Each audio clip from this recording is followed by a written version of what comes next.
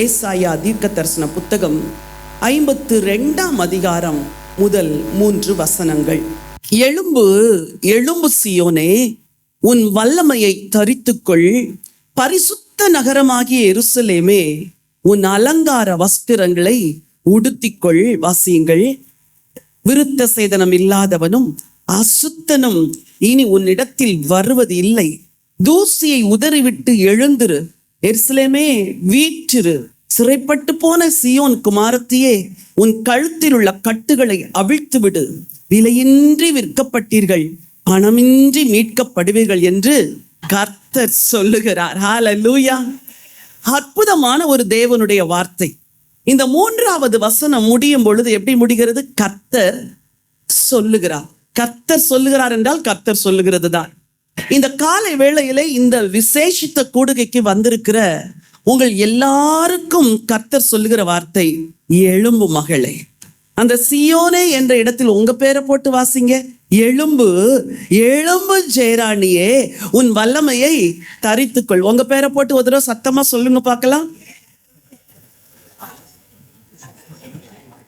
எழும்பு, உன் வல்லமையை தரித்துக்கொள். அப்படின்னா என்ன அர்த்தம்? நீ உட்கார்ந்துகிட்டே இருக்கிற, நீ ஏதோ ஒரு சூழ்நிலை நிமித்தம் ஒரு குறிப்பிட்ட இடத்துல இருந்து எழும்பாம இருக்கிற, நீ எழும்பு என்று சொல்வதை போல இருக்கிறது. இந்த தீர்க்க தரிசன வார்த்தை யாருக்கு சொல்லப்பட்ட வார்த்தை என்றால், சிறைப்பட்டு போன இஸ்ரவேல் ஜனங்கள் பாபிலோனிலே சிறைப்பட்டு கிடக்கிறார்களே, அந்த மக்களுக்கு என்று சொல்லப்பட்ட வார்த்தை. இதில் சொல்லப்பட்ட சில வார்த்தைகள், விருத்த சேதனம் இல்லாதவனும் அசுத்தனும். அப்படின்னா நீ எந்த இடத்துல இருக்கிற? விருத்த சேதனம் இல்லாத ஒரு மக்கள் மத்தியில அசுத்தமுள்ள ஒரு சூழ்நிலைமையில் இருக்கிற. அதை அடுத்து வசனம் சொல்லுது, தூசியை உதறிவிட்டு. அப்படின்னா நீ இருக்கிற இடம் எது? தூசி. அப்புறம் சிறைப்பட்டு போன சீயோன் குமாரத்தி. அப்ப நீ இருக்கிற இடம் எது?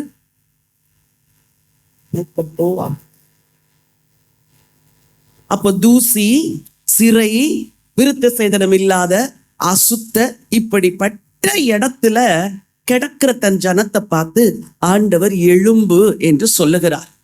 சரி, ஆண்டவர் எழும்பின பிறகு என்ன செய்ய சொல்லுகிறார் அப்படின்னு நீங்க கேள்வி கேட்பீங்க.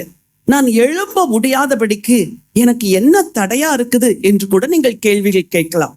வேதத்திலே ஆண்டவர் பல பெண்களை ஆண்களுக்கு இணையாக எடுத்து பயன்படுத்தி இருக்கிறார். ஒருவேளை புருஷன்மாரை ஆண்டவர் பயன்படுத்துகிற விதங்கள் வேறு, ஸ்திரீகளை தேவன் பயன்படுத்துகிற விதங்கள் வேறு. சில இடங்களில் தெபோராள் போன்ற ஸ்திரீகளை ஆண்டவர் வல்லமையாக எடுத்து பயன்படுத்தியதற்கு வேதத்தில் பல ஆதாரங்கள் உண்டு. இன்றைக்கு அதாவது கணக்கிலேயே சேர்க்க முடியாத ஸ்திரீகள் அப்படின்னு சிலர் இருப்பாங்க. அப்படிதானே? எப்படி சொல்லுங்க, நான் என்ன சொன்னேன் சொல்லுங்க. அவங்கள கணக்கிலேயே சேர்க்க முடியாது. அதாவது அவங்களுக்கு ஒரு தகுதியும் இருக்காது, ஒரு குவாலிஃபிகேஷனும் இருக்காது, ஒண்ணுமே இருக்காது. ஆனா அந்த ஸ்திரீகளை ஆண்டவர் எழுப்பி முக்கியமான இடத்துல வச்சதுக்கு ஒரு பைபிள் ஒரு அழகான ஒரு அட்டவணையை கொடுக்குது. என்னோடு கூட மத்தேயு எழுதின சுவிசேஷம் 1ஆம் அதிகாரத்திற்கு வேதத்தை திருப்பிக் கொள்ளுங்கள். அற்புதமான ஒரு வேத பகுதி. அது துவங்கும் பொழுது எப்படி துவங்குகிறது? வாசியுங்கள். ஆபிரகாமின் குமாரனாகிய தாவீதின் குமாரனாகிய. ஆபிரகாம் யாரு? விசுவாசிகளுக்கு தகப்பன். நம்ம எல்லாருக்கும் அவர் தகப்பன். சரி, தாவீது யாரு? அவரும் ஒரு விதத்துல நமக்கு தகப்பன் தான். ஏன்னா தாவீதுக்கு அருளின நிச்சயமான கிருபைகளை உங்களுக்கு தருவேன்னாரு. சரி, 3வது பேரு யாரு பேரு? கட்ஷாட் பண்ணி ஆபிரகாமின் குமாரனாகிய தாவீதின் குமாரனாகிய இயேசு கிறிஸ்துவுடைய வம்ச வரலாறு. இந்த வம்ச வரலாறுல 42 வம்சத்தின் பெயர்கள் சொல்லப்பட்டிருக்குது. ஆனா இடைச்சொற்கள் மாதிரி ஒரு 5 பேருடைய பெயரும் அங்க வருது. 5 ஸ்திரீகளுடைய பெயர்கள். இவங்க எதுக்கு இங்க வந்தாங்க? இவங்களை எதுக்கு ஆண்டவர் இங்க கொண்டாந்து வளர்ச்சாரு? இவங்க எப்படி முக்கியமானவங்க? இவங்களை விட ஸ்பெஷல் பீப்புள்லாம் இருக்கிறாங்களே அப்படின்னு நம்ம நினைக்கிறோம். ஆனா ஆண்டவருடைய ஸ்பெஷாலிட்டி என்ன தெரியுமா? ஒண்ணுமே இல்லைன்னு தூக்கி போடப்பட்ட பாத்திரத்தை ஆண்டவர் தூக்கி கொண்டு வந்து மேல வைக்கிறதா அவருக்கு ஸ்பெஷாலிட்டி. ஹல்லேலூயா! உலகத்தால் ஒதுக்கப்பட்டவர்கள், உலகத்தால் புறக்கணிக்கப்பட்டவர்கள், நல்ல வாழ்வு வாழாத பெண்களை கூட ஆண்டவருடைய ரட்சிப்பு சந்திக்கிறது என்பதற்கு அடையாளமாக இதுல 4 முக்கியமான ஸ்திரீகளுடைய பெயர் சொல்லப்பட்டிருக்குது. படிக்கலாமா? மத்தேயு எழுதின சுவிசேஷம் 3வது வசனம் வாசிங்க. யூதா பாரேசையும் சேராவையும் பெற்றான்னு ஏன் போடல? ஒரு அம்மா பேரையும் சேர்த்து யார் இடத்தில் பெற்றான்னு போட்டிருக்குது. ஆண்டவர் எதையும் மறைக்கல, எல்லாத்தையும் தெளிவா வெட்ட வெளிச்சமா எழுதி வச்சுட்டார்.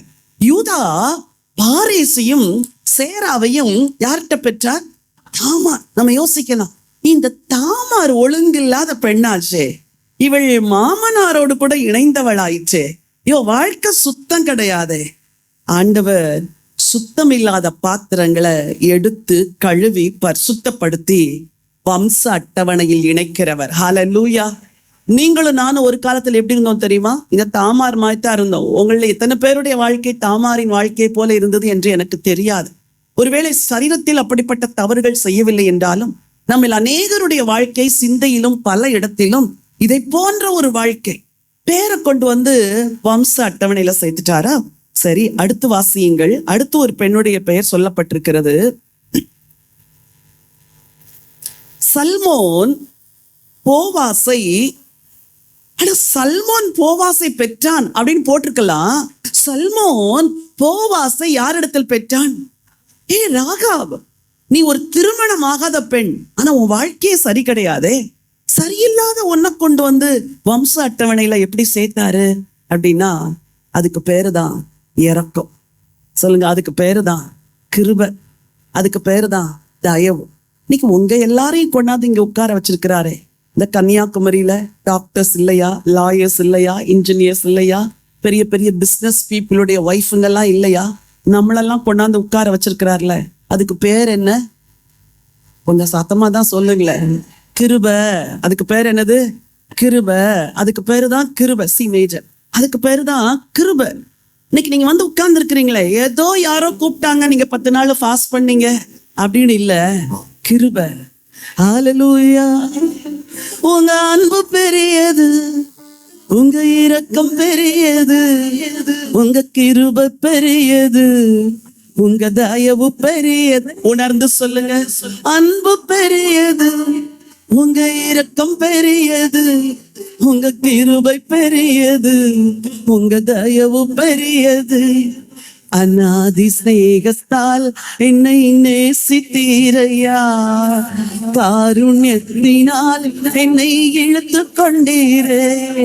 அநாதி ஸ்நேகத்தால் என்னை நேசித்தீரையா, காருண்யத்தினால்.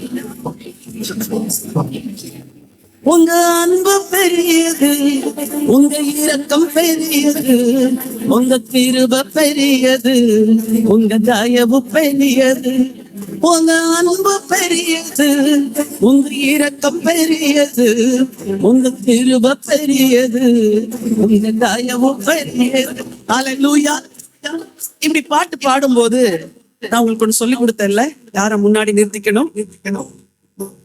இப்போ அவரை நிறுத்திட்டு சந்தோஷமா அவரை பார்த்து கொஞ்சம் கையெல்லாம் ஆட்டி சொல்லுங்க, உங்க அன்பு பெரியது, உங்க இரக்கம் பெரியது, உங்க கிருபை பெரியது, உங்க தயவு பெரியது.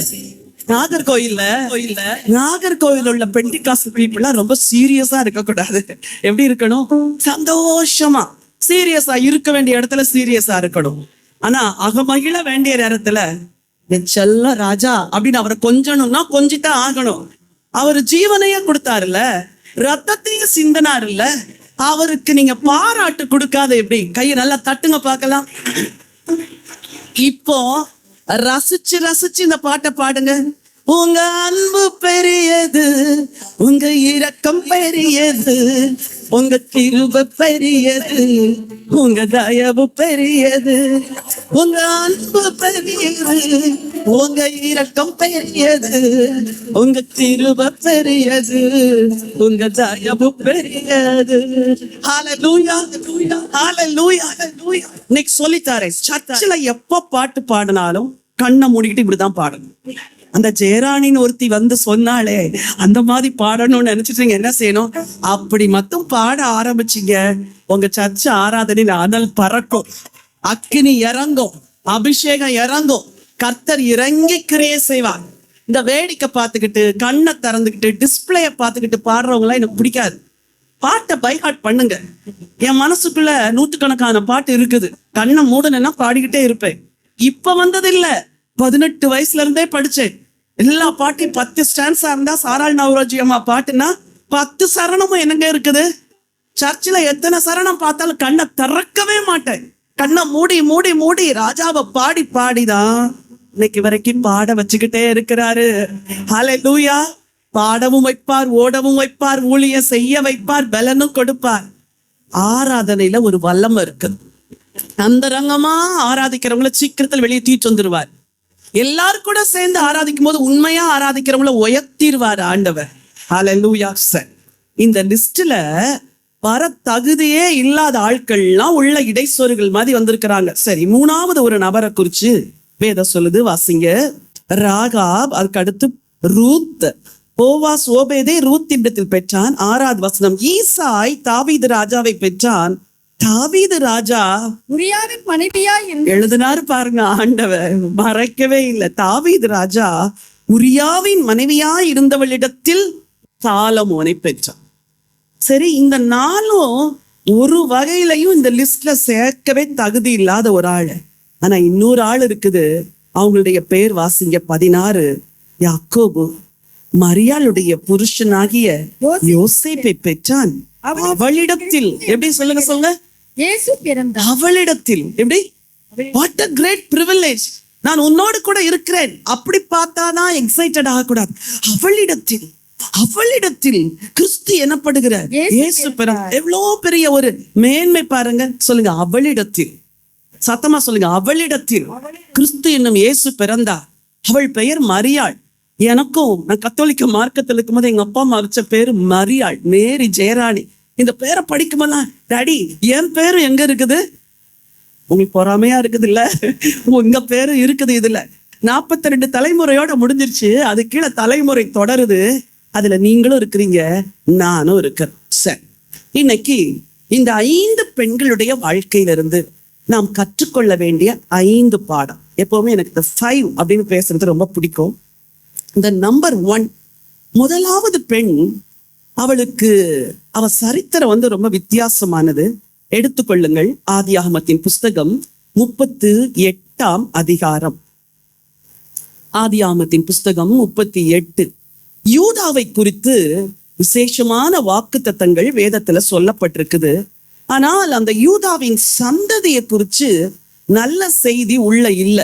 7வது வசனத்தை வாசிக்க விரும்புகிறேன். யூதாவின் மூத்த மகனாகிய ஏர் என்பவன். அதுக்கு முந்தின வசனத்திலிருந்து வாசிங்க. யூதா தன் மூத்த மகனாகிய ஏர் என்பவனுக்கு தாமார் என்னும் பேருள்ள ஒரு பெண்ணை கொண்டான். ஒரு கல்யாணம் நடக்குது. யாருக்கும் யாருக்கும்?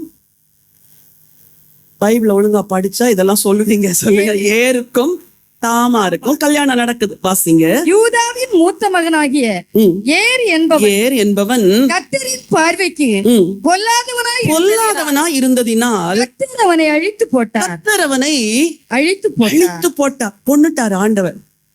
அந்த வீட்டுல ஏன் அந்த மரணம் நடந்துச்சு? அவன் எந்த விதத்துல கர்த்தருக்கு பொல்லாதவனா இருந்தான்னு தெரியல.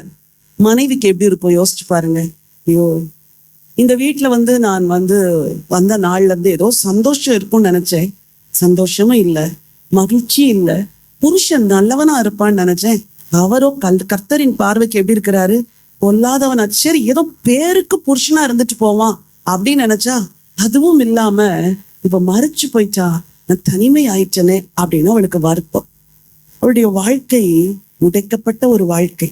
சரி, அடுத்த வசனம். யூத பாரம்பரியத்தின்படி ஒரு வீட்டுல எத்தனை ஆண் பிள்ளைகள் இருந்தாலும் மூத்தவன் மறிச்சிட்டா அடுத்தவன் அந்த மனைவியை திருமணம் செய்து அண்ணனுடைய பேருக்கு சந்ததியை உண்டாக்கணும். வாசிங்க அடுத்த வசனம். யூதா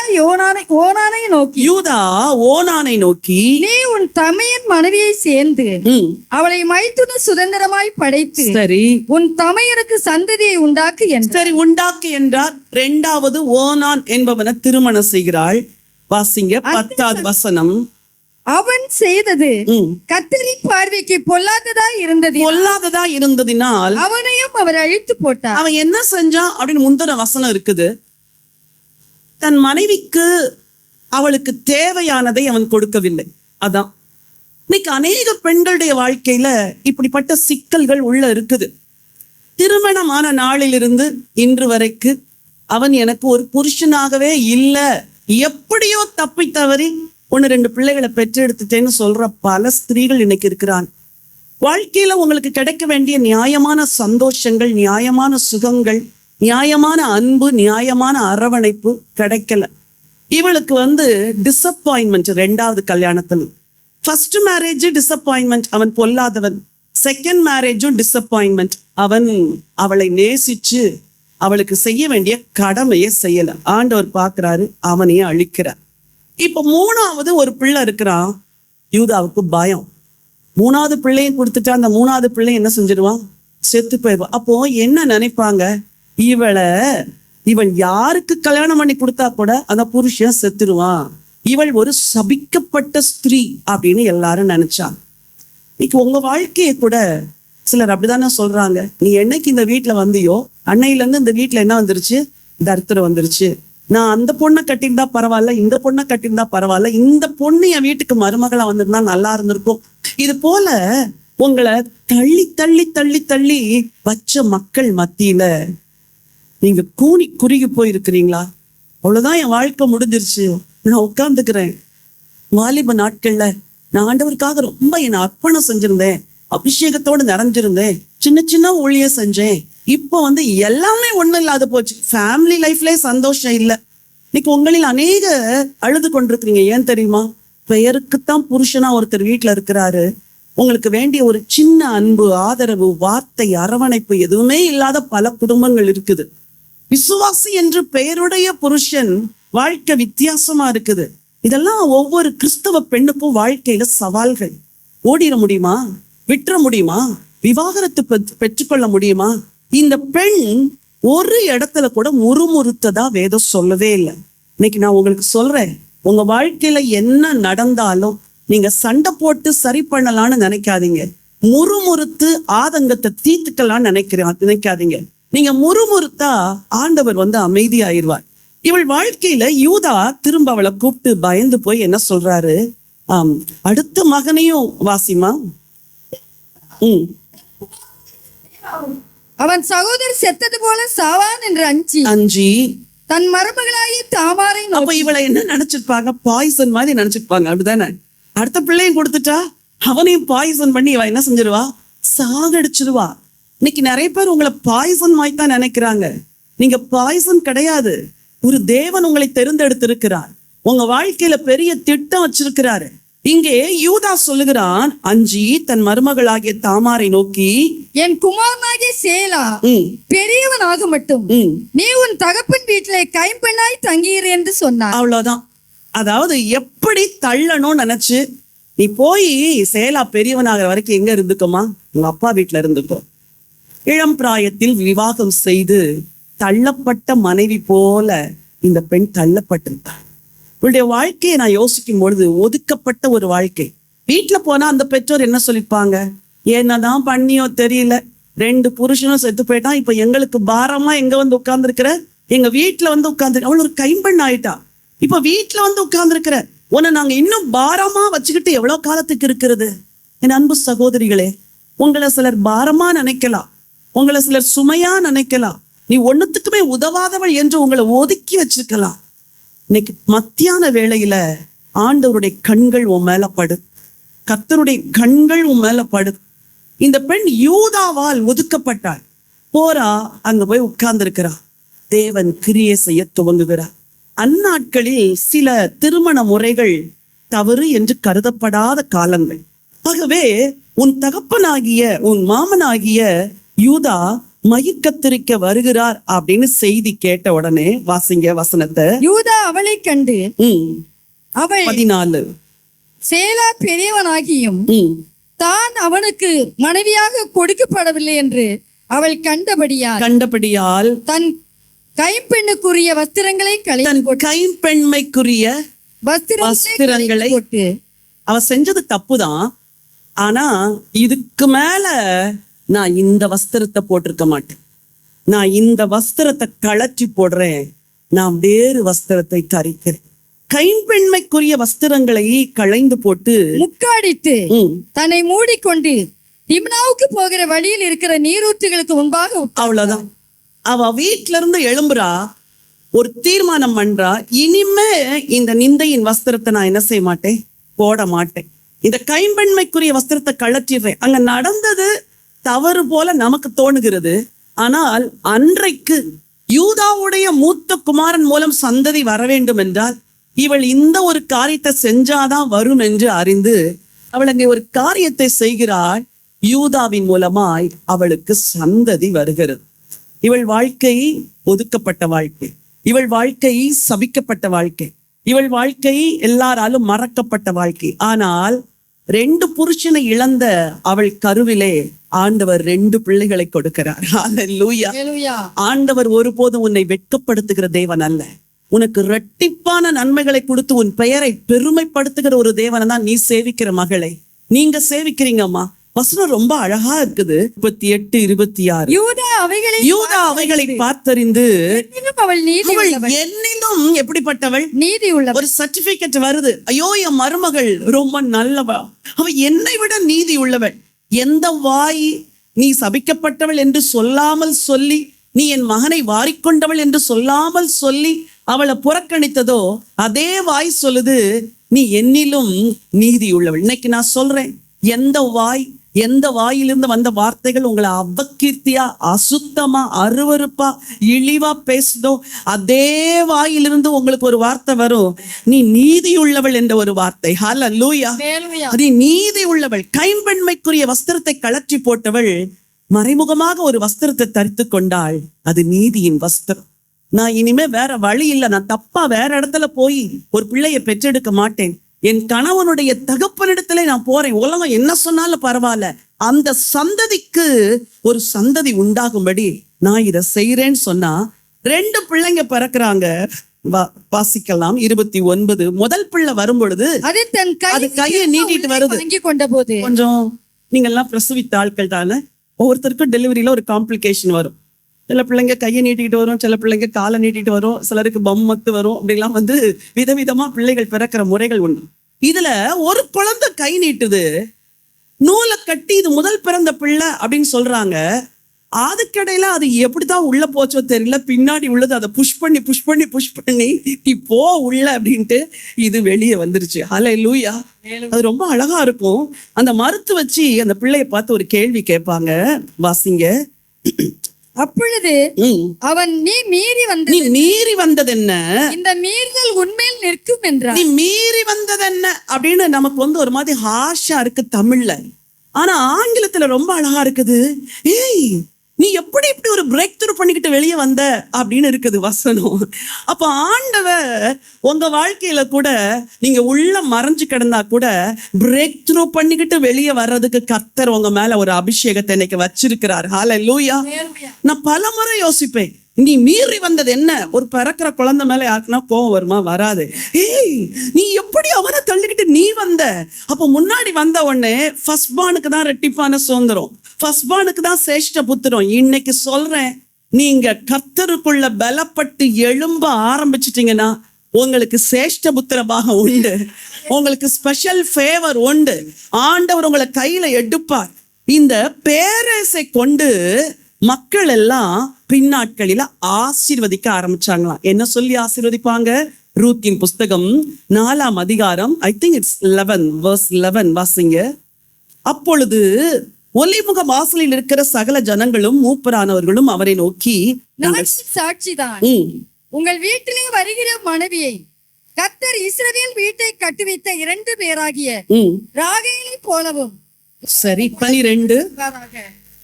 இந்த பெண்ணிடத்திலே கர்த்தர் உனக்கு அருளி செய்ய போகிற சந்தானத்தினாலே உன் வீடு தாமார் யூதாவுக்கு பெற்ற பேரேசின் வீட்டை போல.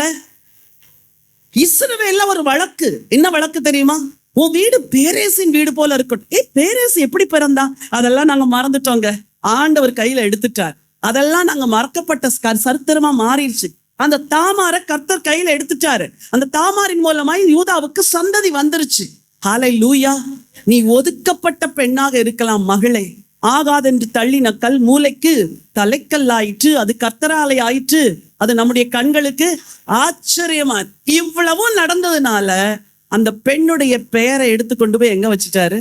ஜீனியாலஜில வச்சுட்டாரு, வம்ச அட்டவணையில. இன்னைக்கு அதே வம்ச அட்டவணையில உங்க பேரும் இருக்குது, உங்க பேரும் இருக்குது. You are so special. நீங்க ஆண்டவருக்கு விசேஷமானவர்கள். உங்க பேரை அங்க வச்சிருக்கிறாரு. உலகத்தால் ஒதுக்கப்பட்டு, உலகத்தால் புறக்கணிக்கப்பட்டு, கணவருடைய அன்பு கிடைக்காமல், கணவன் செய்ய வேண்டிய கடமை எதுவுமே செய்யப்படாமல் விரக்தியில் வாழ்ந்தவளை அப்படியே தூக்கி கொண்டு வந்து வம்ச அட்டவணை வைத்தது போல கர்த்தர் உங்களையும் வைப்பார். ஒரு மகள் ஒரு நாள் வந்து சொன்னாள், ஆன்டி, நல்ல விசுவாசின்னு சொல்லி என் ஹஸ்பண்டை என் வீட்டுல கல்யாணம் பண்ணி கொடுத்தாங்க. ஆனா எப்பெல்லாம் சண்டை வருதோ என் கழுத்தை பிடிச்சிட்டு பெட்ரூம்ல இருந்து வெளியே தள்ளுவாராம். நீ ஹால்ல கடை அப்படின்னு. இவன் என்ன செய்வானா, அந்த ஹால்ல ஒரு சேர், அது மேல ஒரு குஷன், அதுல போய் முழங்கால் போட்டு, ஏசப்பா என் புருஷன் என்னை வெளியே தள்ளிட்டாரு, நான் உங்க மடியில வந்து என்ன செய்யறேன், படுத்துக்கிற ஏசப்பா அப்படின்னு அந்த சேர்ல இப்படியே கவிழ்ந்து கவிழ்ந்து கண்ணீர் விட்டு ஜோமணி இரவு நடுவிசையெல்லாம் போயிருமா. அப்புறம் அந்த தரையிலே படுத்து தூங்கிட்டு காலையில போய் காஃபி போட்டுட்டு நேரா கதவை தட்டி கொண்டு கொடுப்பா. பாப்பாரா, ஆரம்பத்துல கொஞ்ச நாள் அவருக்கு மன்னிப்பு கேட்கவே இஷ்டம் இல்லை. இந்த சம்பவம் தொடர்ந்து பல நாள் நடந்திருக்குது. இந்த மகள் நினைச்சாலாம், ஒரு நாள் கூட இந்த மனுஷன் நான் என்ன செய்யக்கூடாது, கசிந்து கொள்ளக்கூடாது, நான் மன்னிக்கிற ஆண்டவரை. இவள் ஆண்டவர் மடியில போய் விழ விழ விழ இவளுக்கு அவர் கொடுத்தது என்ன தெரியுமா? மன்னிக்கிற ஒரு கிருபை. ஒரு நாள் இவ இது போல காஃபி எடுத்துட்டு போன உடனே டேபிள்ல வை அப்படின்னு வச்சிருக்கிறார். தடால்னு காலில் விழுந்துட்டாரு. காலில் விழுந்து, என்னை மன்னிச்சிருமா, உன்னை எத்தனையோ முறை நான் அடிச்சு பெட்ரூமை விட்டு வெளியே துரத்தினேன், இனி நான் உன்னை இந்த அறையிலேருந்து வெளியே அனுப்ப மாட்டேன்னு மனம் திரும்பி 2 பேரும் சந்தோஷமா வாழ்றாங்க. இவ திருப்பி பேசியிருந்தா நடந்திருக்குது என்ன நடந்திருக்கும்? சண்டை தான். உங்களுக்கு ஒரு ரகசியம் சொல்லி தட்டுமா? அவங்க 1000 பேசட்டும், நீங்க என்ன செய்யக்கூடாது, ஒண்ணுமே பேசக்கூடாது. அவர் என்னன்னா திட்டட்டும், அமைதியா இருங்க. இவ்வளவு திட்டுறனே, உனக்கு எதனா இல்லையா? ஒரே ஸ்மைல் தான். இத மட்டும் செஞ்சு பாருங்க, கர்த்தர் உங்க வாழ்க்கையில பெரிய மாற்றத்தை கொண்டு வருவார். ஹல்லேலூயா. சரி, 2வதாக இந்த வம்ச அட்டவணையில வருகிற இன்னொரு பெண்ணுக்கு பெயர் வாசிங்க, ராகாப். அவளுக்கு பேர் என்னது? ராகாப். அவளுடைய வாழ்க்கை சுத்தமான வாழ்க்கை இல்ல. அவ திருமணம் ஆகாத ஒரு பெண். ஆனா அவளுக்கு வாழ்க்கையில என்ன ஆசை வந்துச்சோ இப்படி ஒரு தொழிலை கையில எடுத்துட்டா. சில வேளைகள்ல நீங்க ஏதோ சூழ்நிலைகளால தள்ளப்பட்டு எங்கேயோ சிக்கிறீங்க. பெண்களுக்கு பாலியல் சோதனைகள் எல்லா இடத்துலயும் வரும்.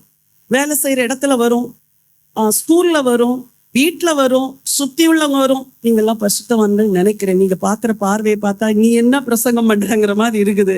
நான் எங்க ஊர்ல இருக்கிற ஆட்களை சொல்றேன், சரியா? மேல போய் வேலையில செஞ்சா அங்க இருக்கிற எம்டி அப்படி கூசாம நீ வரியான்னு கேட்கிற எம்டிங்கெல்லாம் இருக்கிறாங்க. நீ இதுக்கு இணங்குனா உனக்கு சம்பளத்தை 5000 ரூபாய் ரைஸ் பண்ணி தாரேன்னு சொல்றவெல்லாம் இருக்கிறான் இன்னைக்கு உலகத்துல. மற்ற மக்கள் மட்டுமல்ல, நான் ஆண்டவரை நேசிக்கிறேன், ஊழியம் செய்யறேன்னு சொல்ற சிலர் கூட அப்படி இருக்கிறாங்க. இப்படிப்பட்ட ஒரு உலகத்துல இந்த பெண் எதுக்கு மயங்கினாலோ, எதற்கு இணங்கினாலோ தெரியல, வாழ்க்கையில அதை தொழிலா எடுத்துட்டான். நாங்கள் பீகாருக்கு கடந்து சென்றோம். அப்போ ஒரு கிராமத்துக்கு எங்களை கூட்டிட்டு போனாள். அந்த கிராமத்துக்கு அதை பத்தி ஹிஸ்டரி சொல்லுங்கன்னா, இந்த கிராமத்தில் தொழிலே விபச்சார தொழில்.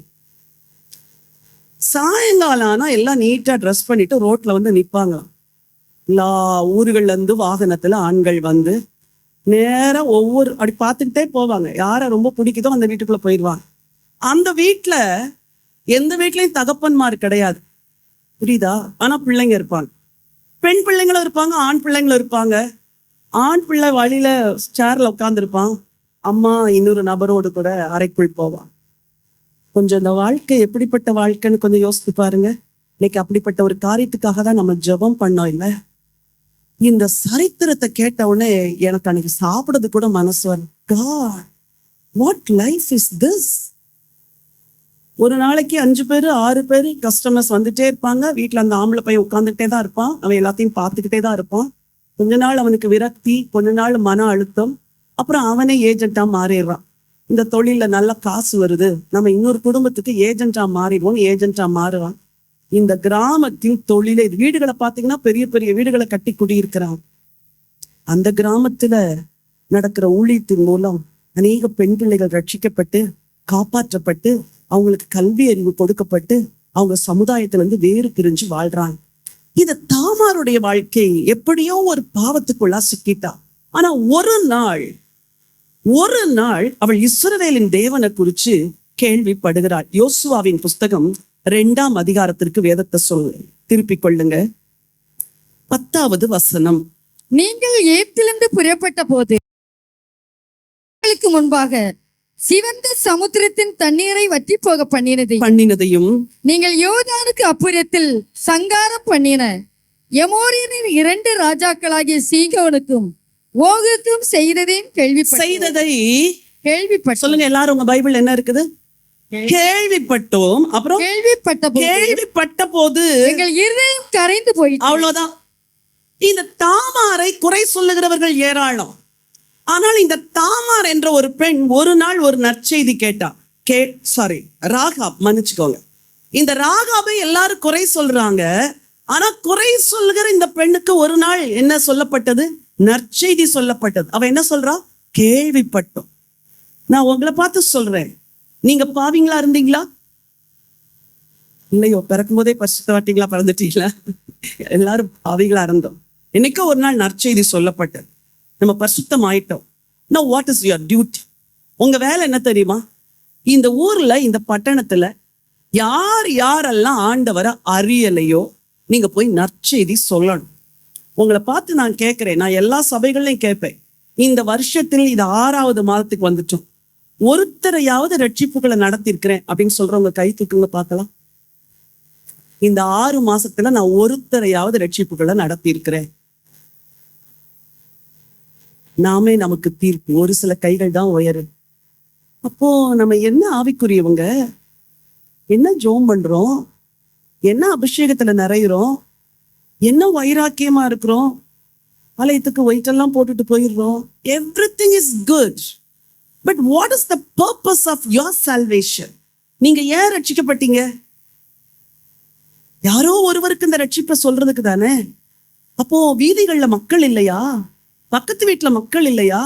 ஹாஸ்பிட்டல்ல பெண்கள் இல்லையா? உங்க கான்டாக்ட்ல ஆட்கள் இல்லையா?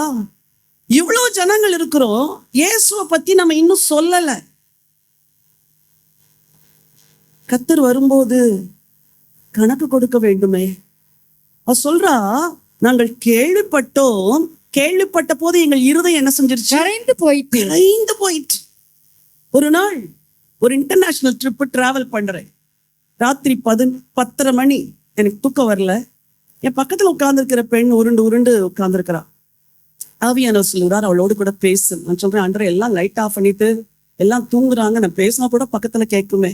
இல்ல நீ அவளோடு கூட பேசு என்று பேச ஆரம்பிப்பேன். சம்டைம்ஸ் ஒருத்தருக்கு காஸ்பல் சொல்லணும்னா, ஆண்டவர் இயேசுதாங்க நல்லவரு, அவர் தாங்க உண்மையான தெய்வம், நீங்க இந்த இதெல்லாம் வைக்காதீங்க, எங்க சர்ச்சுக்கு வாங்க, இது காஸ்பல் கிடையாது. சரியா? ஒரு ஆத்மாவோடு பேசும்போது ஒரு காமன் டாபிக்க பேசணும். என்ன பேசணும்? நீங்க எங்க போறீங்க, நீங்க என்ன பண்றீங்க, இப்படி காமனா ஃப்ரெண்ட்லியா பேசிட்டே இருக்கணும். பேசிட்டே இருக்கும்போது ஏதோ ஒரு இடத்துல ஒரு சின்ன ஹூக்கு கிடைக்கும், ஒரு சின்ன கொக்கி. அவ சொன்னா, எனக்கு தூக்கமே வரல அப்படின்னா. Then I asked, what is your problem? அவளை கேட்டது அவ்வளவுதான். அவ கண்கள்ல இருந்து கண்ணீர் ஓடுது. சின்ன அந்த லைட்ல அவ கண்ணுல இருந்து கண்ணீர் ஓடுறது எனக்கு தெரியுது. மனசெல்லாம் கொட்டுறா. 11:45 வரைக்கும் கொட்டுறா. என் குடும்பத்துல இது பிரச்சனை, என் ஹஸ்பண்ட் இப்படி கொட்டி எனக்கு நம்பிக்கையே இல்லை.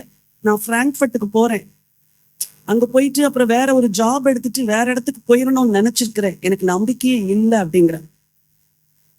அந்த ராத்திரியில அவளுக்கு இயேசுடைய அன்பை நான் பகிர்ந்து கொண்டேன். ஒருத்தருக்கு ஆண்டவருடைய அன்பை சொல்றதுக்கு உங்களுக்கு கம்பேஷனட் ஹார்ட் இருக்கணும். அவங்க எவ்வளவு உடைக்கப்பட்டிருக்கிறாங்க, எவ்வளவு நொறுக்கப்பட்டிருக்கிறாங்கன்னு உணர்ந்து நீங்க காஸ்பல் சொன்னீங்கன்னா உங்க வாயிலிருந்து வர்ற வார்த்தை உள்ள இறங்கும். நீங்க ஏதோ பரிசையன் மாதிரி நின்றுட்டு காஸ்பல் சொன்னீங்கன்னா ஒண்ணும் நடக்காது. அவ என் கையை பிடிச்சிட்டான். நீங்க இவ்வளவு மூவ் பண்றீங்களா ஆண்டவரே. அந்த ராத்திரியிலேயே அவளுக்கு ரட்சிப்பின் ஜெபத்தை சொல்ல வச்சு. என்ன ரட்சிப்பின் ஜெபம்? ஆண்டவர் இயேசுவே, நீரே உண்மையான தெய்வம், எனக்காக இந்த பூமியில் வந்தீர், மரித்தீர், சிலுவையில அறையப்பட்டு மரித்து ரத்தம் சிந்தி மரித்தீர், அடக்கம் பண்ணப்பட்டு உயிரோடு எழுந்தீர், இதை நான் விசுவாசிக்கிறேன். இயேசுவே, என் உள்ளத்தில் வாரும், என்னை உன் பிள்ளையா ஏற்றுக்கொள்ளும், இயேசுவின் நாமத்தில் ஆமென். இதுதான் இயேசுவே ஆண்டவர், இயேசுவே ரட்சகர் என்று என் வாயினால் அறிக்கை செய். இதுதான் ரட்சிப்பின் ஜெபம். இது சொல்லி முடிச்ச உடனே டோட்டல் அவன் முகமே மாறிடுச்சு. அவ சொன்னா, now I have hope to live in this world அப்படின்னு. எனக்கு நம்பிக்கை இருக்குது இந்த உலகத்துல. இன்னொரு நாள் நான் என் ஃப்ளைட்ல போகும்போது மட்டும் இல்ல, ஷேர் ஆட்டோல போகும்போது கூட நீங்க ஆண்டவரை பத்தி சொல்லணும். அல்லது ஆர்டினரி ஆட்டோல எத்தனையோ நாள் நான் பயணிச்சிருக்கிறேன். எனக்கு சில சமயம் வேணும்னே ஆட்டோல போவேன். ஏன்னா அந்த ஆட்டோ டிரைவருக்கு ஆண்டவருடைய அன்பை பத்தி என்ன செய்யலாம், சொல்லலாம் அப்படின்னு. ஒரு ஆட்டோ டிரைவரை கூட நான் விட்டது கிடையாது. எத்தனை ஆட்டோல ஏறணும் அத்தனை ஆட்டோ டிரைவருக்கும் கர்த்தரை பத்தி சொல்லிட்டு தான் இறங்குவேன். இன்னொரு நாள் இதே போல பயணிக்கும் பொழுது என் பக்கத்துல ஒரு ஜூயிஷ் கேர்ள் உட்கார்ந்து இருக்கிறான். அப்போ அவளோட கூட சாதாரணமா முதல்ல காமனா பேசணும். பேசணும் பக்கத்துல பார்த்து சொல்லு, காமனா பேசு அப்படின்னு சொல்லுங்க. சாதாரணமா பேசிட்டு இருக்கிறேன். உன் ஃபேமிலி எப்படி, உன் வீட்டார் எப்படி எல்லாம் சொல்லிட்டு. இப்போ நான் சொன்னேன், உனக்கு வந்து ரிலீஜியன்ல ரொம்ப அட்டாச்மெண்ட் உண்டா அப்படின்னு. அவ சொன்னா, ஐ ஹேட் மை ரிலீஜியன் அப்படின்னு. ஏய், நீ ஒரு யூத பெண்ணா இருக்கிற, ஐ ஹேட் மை ரிலீஜியன் ஏன் சொல்றேன்னா, எல்லாம் ரிச்சுவல்ஸ், எனக்கு அது பிடிக்கவே இல்லை. அதுல வந்து ஒரு ஹார்ட் டு ஹார்ட் கனெக்ஷனே இல்லைன்னா பாருங்க, எனக்கு ஹூக் அதான். அவன் என்ன சொன்னா, ஹார்ட் டு ஹார்ட் கனெக்ஷன் இல்லை. தென் அவளுக்கு இயேசுடைய அன்பை பத்தி சொன்னேன். இந்த இயேசு எப்படி வாழ்க்கையை மாற்றுவாரு, எப்படி திருப்தி தருவாருன்னு சொன்னோடனே, ஏய் நீ சொல்றத நான் நம்புறேன் அப்படின்னா பாருங்க. ராத்திரி இதே போல ஒரு மாலை, நீ சொல்றத நான் நம்புறேன். ஸோ நான் எப்படி இந்த ஜீசஸை ஃபாலோ பண்ணணும்? அவன் எனக்கு கேட்கிறா, நான் எப்படி இவரை ஃபாலோ பண்ண? நான் போற அதே ஊருக்கு தான் அவளும் வரான். நான் சொன்னேன், இந்த பட்டணத்துல இப்படி ஒரு போதகர் இருக்கிறாரு, அவர் நம்பரை உனக்கு கொடுக்குறேன், நீ இந்த வாரம் என்ன செய், சும்மா அவங்க சர்ச்சுக்கு போய் பாரு அப்படின்ட்டு. அந்த பாஸ்டர்ட்ட இவளை கனெக்ட் பண்ணேன், இவளை அந்த பாஸ்டர்ட்ட கனெக்ட் பண்ணேன். அதுக்கு பிறகு அவள் அந்த சபைக்கு போக ஆரம்பித்து ரட்சிக்கப்பட்டாள். ஹல்லேலூயா சொல்லுங்க. உலகத்தில் வந்து எந்த மனுஷனையும் பிரகாசிப்பிக்கிற நெய்யான ஒளி ஆசையா காத்துக்கிட்டு இருக்கிறாரு. நம்ம 6 மாசத்தை வீணாக்கிட்டோம். 6 மாசத்தை நீங்க எல்லாருமே வீணாக்கிட்டீங்க. நான் சொல்றேன், இந்த ஜூன் மாதம் இன்றிலிருந்து நீங்க யாரோ ஒருவரை தேடி அவங்களுக்கு பின்னாடி போகணும். யாரோ ஒரு பெண்ணை தேடி, அது ஒரு பெண்ணாகவே இருக்கட்டும், அவளுக்கு ஆண்டவருடைய அன்பை சொல்லணும். உங்க இருதயம் படபடபடன்னு இருக்கணும். ஒரு மார்க்கெட் பிளேஸ் போனா யாரை பார்த்து சொல்லுவேன்? ஒரு சர்ச்சில் போனா புதுசா யாரும் வந்திருக்கிறாங்க. சர்ச்சில் நம்ம வழக்கமா கிரேஸ் அக்கா வந்து ஹெப்சி அக்கா மட்டும்தான் பார்த்து பேசுவாங்க, அப்படித்தானே? அப்புறம் யார் மெர்சி அக்கா எங்க இருக்கிறாங்க, அவங்க எங்க இருக்கிறாங்க, சூசன் அக்கா வரலையா? ஏய், உன் சபைக்கு புதுசா எவ்வளவு பேர் வந்திருக்கிறாங்க, அவங்கள தேடி போக மாட்டேங்கிற. யாரை தேடி போற? சூசனையும் மெர்சியும் வார வாரம் தானே பாக்குறீங்க, போன்ல வேற பேசிக்கிறீங்க, வெளியே வேற சந்திக்கிறீங்க. அந்த புதுசா வந்த பொண்ணு ஓரமா உட்கார்ந்துட்டே இருக்கும், அப்படியே பார்த்துட்டே இருப்போம் எல்லாத்தையும். அதுக்கு வந்து சபையில என்ன செய்யறோன்னே தெரியாது. அபிஷேகத்துல வரும்போது கண்ணை திறந்து பார்த்துட்டே இருப்போம். பைபிளை வாசிக்கும் போது பைபிள் கொண்டு வந்திருக்காது. இந்த ஹெப்சியக்கா வந்து அவங்களே வாசித்துட்டு இருப்பாங்க. இந்த பக்கத்துல இருக்கிற பொண்ணுக்கு வந்து பைபிள் வேணுமா, அவளுக்கு தெரியுமா, இரு இந்த வாசி அப்படின்னு பக்கத்துல கொடுக்கணுங்கிற எண்ணம் கூட என்ன செய்யாது. சுயநலமான கிறிஸ்தவர்கள், நம்ம எல்லாம் செல்ஃபிஷ் கிறிஸ்டியன்ஸா இருக்கு. இன்னையில இருந்து சொல்றேன், சர்ச்சு முடிஞ்ச உடனே புது ஆள் யார் வந்திருக்கிறான்னு பார்த்து அந்த ஆள்கிட்ட போய் பேசுங்க. வார வாரம் அந்த ஆளை பார்த்து பேசுங்க. உனக்காக நான் ஜோம் பண்றேன், போன் நம்பரை வாங்கிக்கோங்க. அந்த வாரத்துல இடையில ஒரு நாள் கூப்பிட்டு பேசுங்க. மா எப்படி இருக்கிறப்பா, போன வாரம் கஷ்டத்தோட வந்தியே, நான் உனக்கு ஜோம் பண்ணேன். அந்த எக்ஸாம்னு சொன்னியப்பா, நான் எக்ஸாமுக்கு ஜோம் பண்ணேன், நல்லா எழுதுனியா? எழுதுனேன் ஆன்டி. அடுத்த வாரம் ஓடி வருவா, ஆன்டி எங்க வீட்டுல இப்படி ஒரு பிரச்சனை. இப்படித்தாங்க புது ஆத்துமாக்களை ஆண்டவர்களை நடத்தணும். நம்மளே பரலோகம் போகணும்னு நினைச்சுக்கிட்டு மத்தவங்களை கவனிக்கலைன்னா we are not declaring the saving power of Christ. இவ சொல்றா, நான் கேள்விப்பட்டவனே என் இருதயம் கரைஞ்சிருச்சு. கரைஞ்ச பிறகு அந்த தேவன் மேல எனக்கு என்ன வந்துருச்சு? நம்பிக்கை வந்துருச்சு. அந்த நம்பிக்கையினாலதான் வேவுக்காரர்களை உள்ள கூப்பிடுறா. அந்த நம்பிக்கையினாலதான் வேவுக்காரர்களை காப்பாத்துறா. அந்த விசுவாசத்தினாலதான் அந்த வேவுக்காரர்களை உள்ள வச்சுட்டு அவ எதுவுமே சொல்லல, பத்திரப்படுத்தி வெளியே அனுப்பிச்சிடுறா. கடைசியில எனக்கு ஒரு அடையாளம் தாங்க அப்படின்னு கேட்கிறா. என்ன கேட்கிறா? அடையாளம். சிவப்பு நூல் கயிறு அந்த வீட்டின் ஜன்னலிலே கட்டப்படுகிறது. நீங்க யெகோவா தேவனை குறிச்சு, இயேசுவை குறிச்சு ஒரு பெண்ணுக்கு, பாவியான பெண்ணுக்கு, இந்த உலகத்துல அவ எல்லாராலும் உபயோகப்படுத்தப்பட்ட பெண், எல்லாரும் அவளை யூஸ் பண்ணாங்க. இந்த 2 பேர் தான் வந்து அவளுக்கு யெகோவா தேவனுடைய அன்பையும் சொல்லி சிவப்பு நூல் கயிறு அவளுக்கு கொடுத்துட்டு போனாங்க. கையை உயர்த்துங்க, சொல்லுங்க ஆண்டவர்ட்ட, ஆண்டவரே இந்த பட்டணத்தில் பாவியா இருக்கிற ஸ்திரீகளுக்கு சிவப்பு நூல் கயிறை நான் கொடுக்கணும் ஆண்டவரே. ரட்சிப்பின் கயிறு அந்த வீட்டுக்கு வரணும் ஆண்டவரே. நான் சுவிசேஷத்தை சொல்லுவேன் ஆண்டவரே. என் சுயநலத்தை மன்னிங்க ஆண்டவரே, மன்னிச்சிருங்கப்பா, ஜீசஸ் நேம் ஆமென். பாருங்க, வசனம் சொல்லுது சிவப்பு நூல் கயிறு கட்டப்பட்டது. அப்ப சொல்றாங்க, அவ ஒரு பிரேயர் பண்றா. என்ன ஒரு பவர்ஃபுல் பிரேயர் பாருங்க. யோசுவாவின் புஸ்தகம் 2ஆம் அதிகாரத்தை எடுத்துக்கொள்ளுங்க, வாசிங்க. அந்த மனுஷர் அவளை நோக்கி 13, நீங்கள் என் தகப்பனை, நீங்கள் என் தகப்பனையும் என் தாயையும் என் சகோதரரையும் என் சகோதரிகளையும் அவர்களுக்கு உண்டான எல்லாவற்றையும் உயிரோடே வைத்து. லிசன், அவளுக்கு எவ்வளவு சோல் பர்டன் வந்துருச்சு பாருங்க. நீங்க யாரெல்லாம் காப்பாத்தணும்? வாசிங்க. என் தகப்பனையும் என் தாயையும் என் சகோதரனையும் என் சகோதரிகளையும் அவர்களுக்கு உண்டான எல்லாவற்றையும் உயிரோடே வைத்து எங்கள் ஜீவனை சாவுக்கு தப்புவிக்கும்படி நிச்சயமான அடையாளம். எனக்கு எப்படி அடையாளம் வேணும்? இப்ப நான் உங்களை பார்த்து கேட்கிறேன், உங்க வீட்டுல இவங்க எல்லாம் ரட்சிக்கப்பட்டிருக்கிறாங்களா? வாசிங்க பார்க்கலாம். என் தகப்பன், என் தாய், என் சகோதரர், என் சகோதரிகள், அவர்களுக்கு உண்டான எல்லாம். ஒருத்தி ஒரு நாள் தான் சுவிசேஷம் கேட்டா அவளுக்கு சோல் பர்டன் எப்படி வந்துருச்சுன்னா, என் வீடு முழுசும் என்ன செய்யணும்? ரட்சிக்கப்படும். நம்ம என்ன செய்யறோம்? அண்ணன் கூட பேச மாட்டோம், அக்கா கூட சண்டை போட்டோம், தங்கச்சி கூட சொத்து தகராறு, அப்புறம் பொண்ணு கொடுத்த விஷயத்துல அவங்க கூட சண்டை, எல்லாரு கூடயும் சண்டை. அவங்க ரட்சிக்கப்பட்டா படட்டும், படலைன்னா போட்டு நரகத்துக்கு போகட்டும் அப்படின்னு சொல்லிக்கிட்டு நம்ம வாழ்ந்துட்டு இருந்தோம்னா ஒரு நாள் கர்த்தர் நம்மை கணக்கு கேட்பார். அவ எல்லாராலும் உபயோகப்படுத்தப்பட்டாள். ஆனால் ஒரு நாள் வந்தது, அவள் கடவுளுடைய ராஜ்யத்துக்கு உபயோகமுள்ள பாத்திரமாய் மாறினாள். வேவுக்காரரை மறைத்து வைத்தாள். அதனால இஸ்ரவேலர் கானானை சுதந்தரிப்பதற்கு இவள் ஒரு உபயோகம் உள்ள பாத்திரமாய் மாறினாள். ஹல்லேலூயா. என் அன்பு சகோதரிகளே, இன்னைக்கு நான் சொல்றேன், ஒருத்தருக்கு இயேசுடைய அன்பை பத்தி சொல்றதுக்கு நீங்க எம்ஃபில் படிக்கணும்னு அவசியம் கிடையாது, நீங்க எம்எட் படிக்கணும்னு அவசியம் கிடையாது. wherever you go, share the good news of Jesus with others. எல்லாருக்கும் சொல்லுங்க.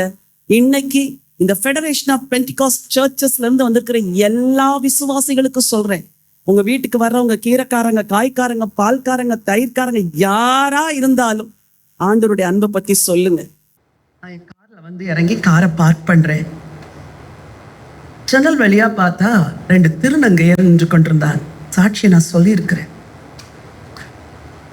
அவங்கள பார்த்த உடனே பொதுவா அந்த நாட்கள்ல இள வயதுல உண்மையா சொல்ல திருநங்கையரை பார்த்தா எனக்கு பிடிக்காது.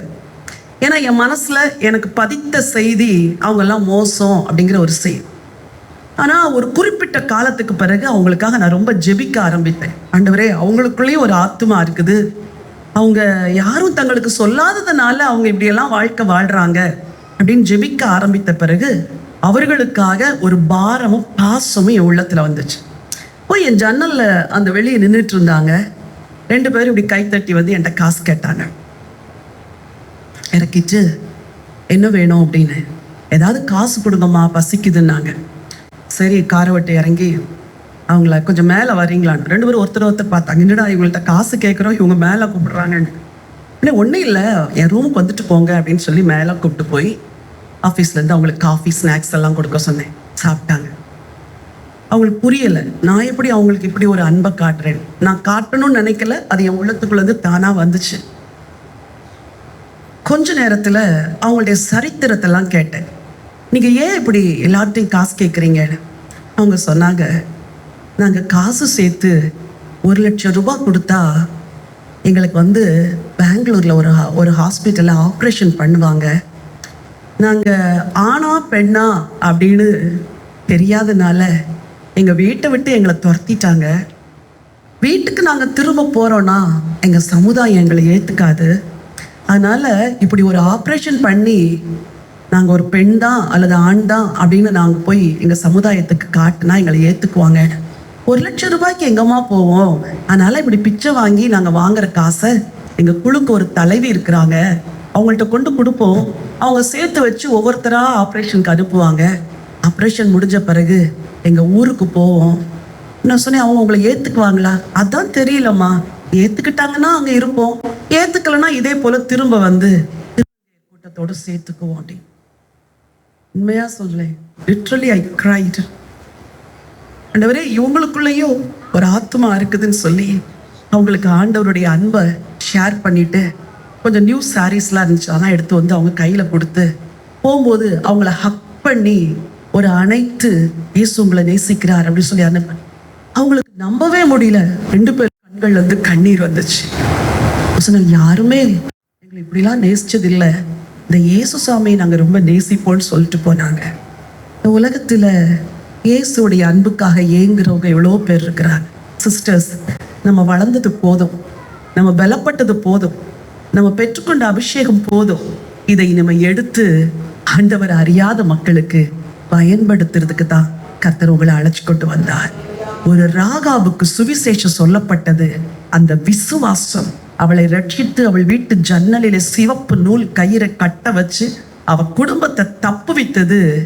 அவள் போவாசுக்கு தாயாக அந்த சந்ததியில பெற்றெடுக்க தாவீதை பெற்றெடுக்கிற தாயாய் மாற வேசி, ஆனால் தாவீதை பெற்றெடுக்கிற பாக்கியவதியாய் மாறினால்தான் உலகத்துல எந்த பெண்ணை இயேசு மாற்ற முடியாது.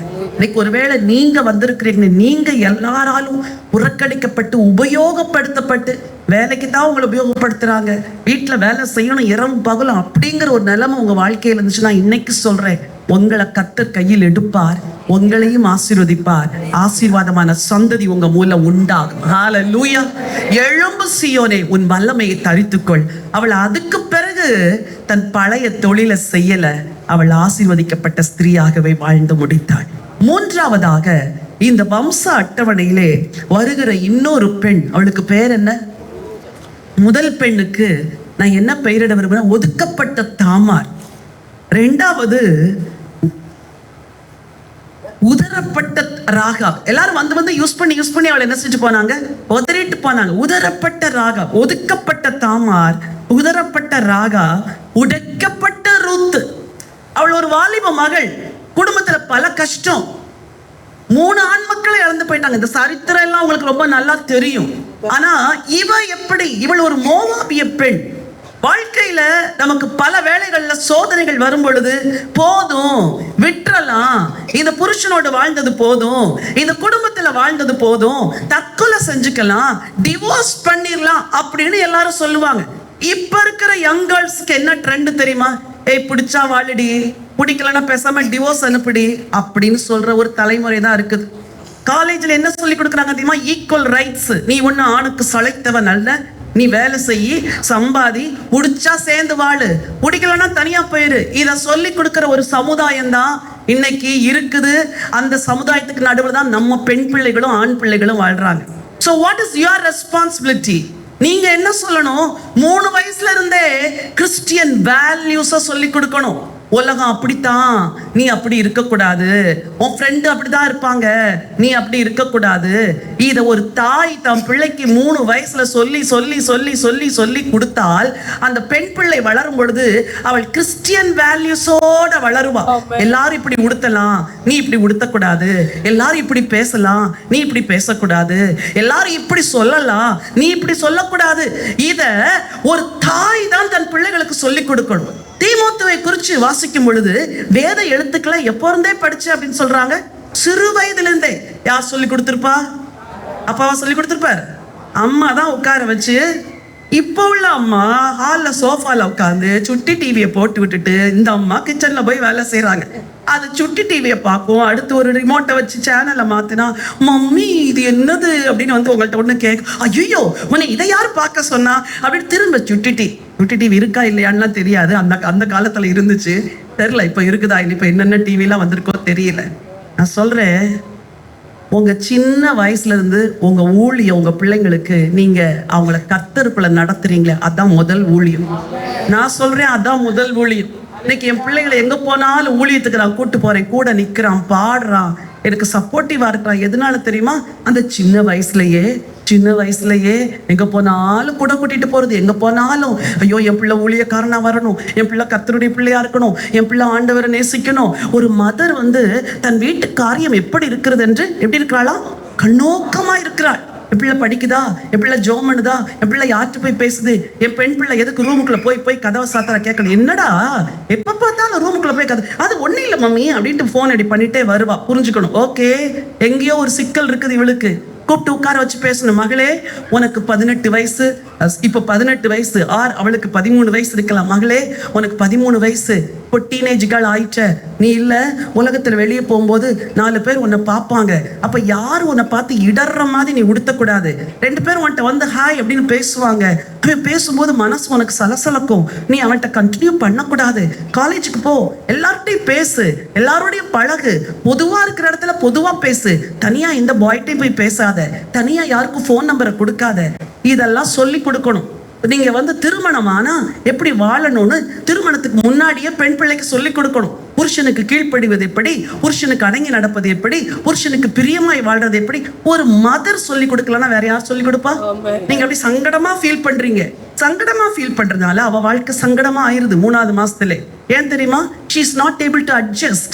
அவளுக்கு அந்த வீட்டுல போய் வேலை செய்ய தெரிய மாட்டேங்குது, பிடிக்க மாட்டே. என்னடா உங்க அம்மா என்னை வேலை செய்ய சொல்றாங்க? யார்கிட்ட? புருஷன்ட்ட, மாமியார்ட்ட இல்ல. புருஷனை பேசுறதே எப்படிதான்? டேய் தான் அப்படிலாம் பேசாதம்மா, நல்ல வார்த்தை சொல்லி கல்யாணத்துக்கு முன்னாடி சொல்லிப்பா உங்க வீட்டுக்காரரை எப்படிப்பா கூப்பிடணும்னு நினைச்சிருக்கிற, இன்னைக்கு நான் கேட்டீங்களா? இப்ப அவன் டேன்னு கூப்பிட்டா மட்டும் திட்டுறீங்களே. அப்ப கல்யாணத்துக்கு முன்னாடியே சொல்லி கொடுத்துக்கணும், டேலாம் கூப்பிடக்கூடாது, நல்ல ரெஸ்பெக்ட்ஃபுல்லா ஒரு வேர்டு வச்சுக்கோ. நம்ம எல்லாம் அந்த காலத்துல அப்பா அப்பான்னு கூப்பிட்டோம், என்னத்தையோ ஒண்ணு சொன்னோம். நீ உனக்கு பிடிச்ச மாதிரி ஒரு நல்ல வேர்டு வச்சுக்கோ. ஆனா டேய் வா போன்லாம் என்ன செய்யாத. டேய் அவனுக்கு கிளாஸ்மேட் இருக்கட்டும், இப்ப புருஷன் ஆயிட்டால, கிவ் ரெஸ்பெக்ட். ஒரு ஆணுக்கு வேண்டியது என்ன தெரியுமா?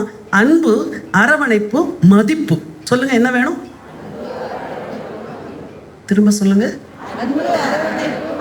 இந்த 3 உங்கள்கிட்ட இல்லைன்னா அவர் எதுக்கு உங்களை தேடி வரணும்? சொல்லுங்க.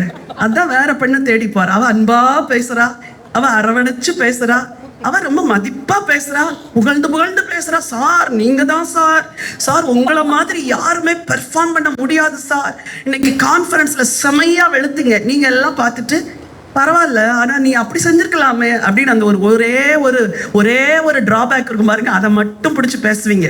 கேட்டா சொல்லுவாரு, ஏய் ஒரு நல்ல வார்த்தை இல்லையாடி உனக்கு என்னை பத்தி சொல்ல அப்படின்னா, நான் வந்து உங்களை வெல்விஷர் தானே, இன்னும் கொஞ்சம் நீங்க நல்லா செய்யணும் தானே இதை சொல்றேன். வெல்விஷரா இரு, முதல்ல அவர்கிட்ட இருக்க நல்லதை சொல்லுமா. ஹிப்போக்ரிட்டிக்காவது சில சமயம் பேசு. நீ நல்லா பேசுன, நீ ரொம்ப ஹேண்ட்ஸமா இருக்கிற, நீ பேசினாலே அப்படி. நீங்க பேசாததுனால இன்னொருத்தி பேசுறா, அன்பு, அரவணைப்பு, மதிப்பு அங்க வர்றதுனால இவர் வண்டியை கியரை திருப்பிட்டு அங்க போறாரு. இப்ப பிரச்சனை எங்க தெரியுமா? நீங்க தான் பிரச்சனை. பொண்ணுக்கு சொல்லி கொடுக்கணும், ஏமா என்ன ஆனாலும் சரி அவரை வெளியே விட்டுறக்கூடாது, யார்கிட்டையும் ரொம்ப ஓவரா அட்டாச் ஆகாத மாதிரி பார்த்துக்கோ. நீ அன்பினால திருப்தி செஞ்சா அவள் உன்னை திருப்தி செய்யட்டும், நீதிமொழிகள்ல இருக்குது. அவளுக்கு நீ திருப்தி செய், அவள் உன்னை திருப்தி செய். இதெல்லாம் சொல்லி கொடுக்காதனாலதான் டிவோர்ஸ் இன்க்ரீஸ் ஆயிட்டு போகுது. தாய்மார்களுக்கு சொல்றேன், வெட்கத்தை விட்டு சில காரியங்களை ஷேர் பண்ணுங்க. அவளுக்கு திருமண காரியங்கள் ஒழுங்கு செய்யும் பொழுதோ, திருமண பருவம் வந்த பிறகோ இலைமறை காய்மறைவாக பல காரியங்களை கத்துக் கொடுங்க. திருமணம் ஆக போகிற என்கேஜ்மெண்ட்ல ஆன பீரியட்ல ஓப்பனா பேசுங்க, ஓப்பனா சொல்லி கொடுங்க. இதமா லைஃப். எல்லாத்துக்கும் மேல நீங்க எக்ஸாம்பிளரியா இருந்தாதான் பொண்ணு உங்கள்ட்ட இருந்து கத்துக்குவா. எங்க அம்மா எனக்கு தொட்டை தூக்கிட்டு வந்து ஊட்டி விடுவாங்க, இங்க வந்தா நான் உங்களுக்கு எல்லாம் சோறு வைக்க போடணுமே, அதுக்கு தானே கல்யாணம் பண்ணிட்டு வந்தேன்.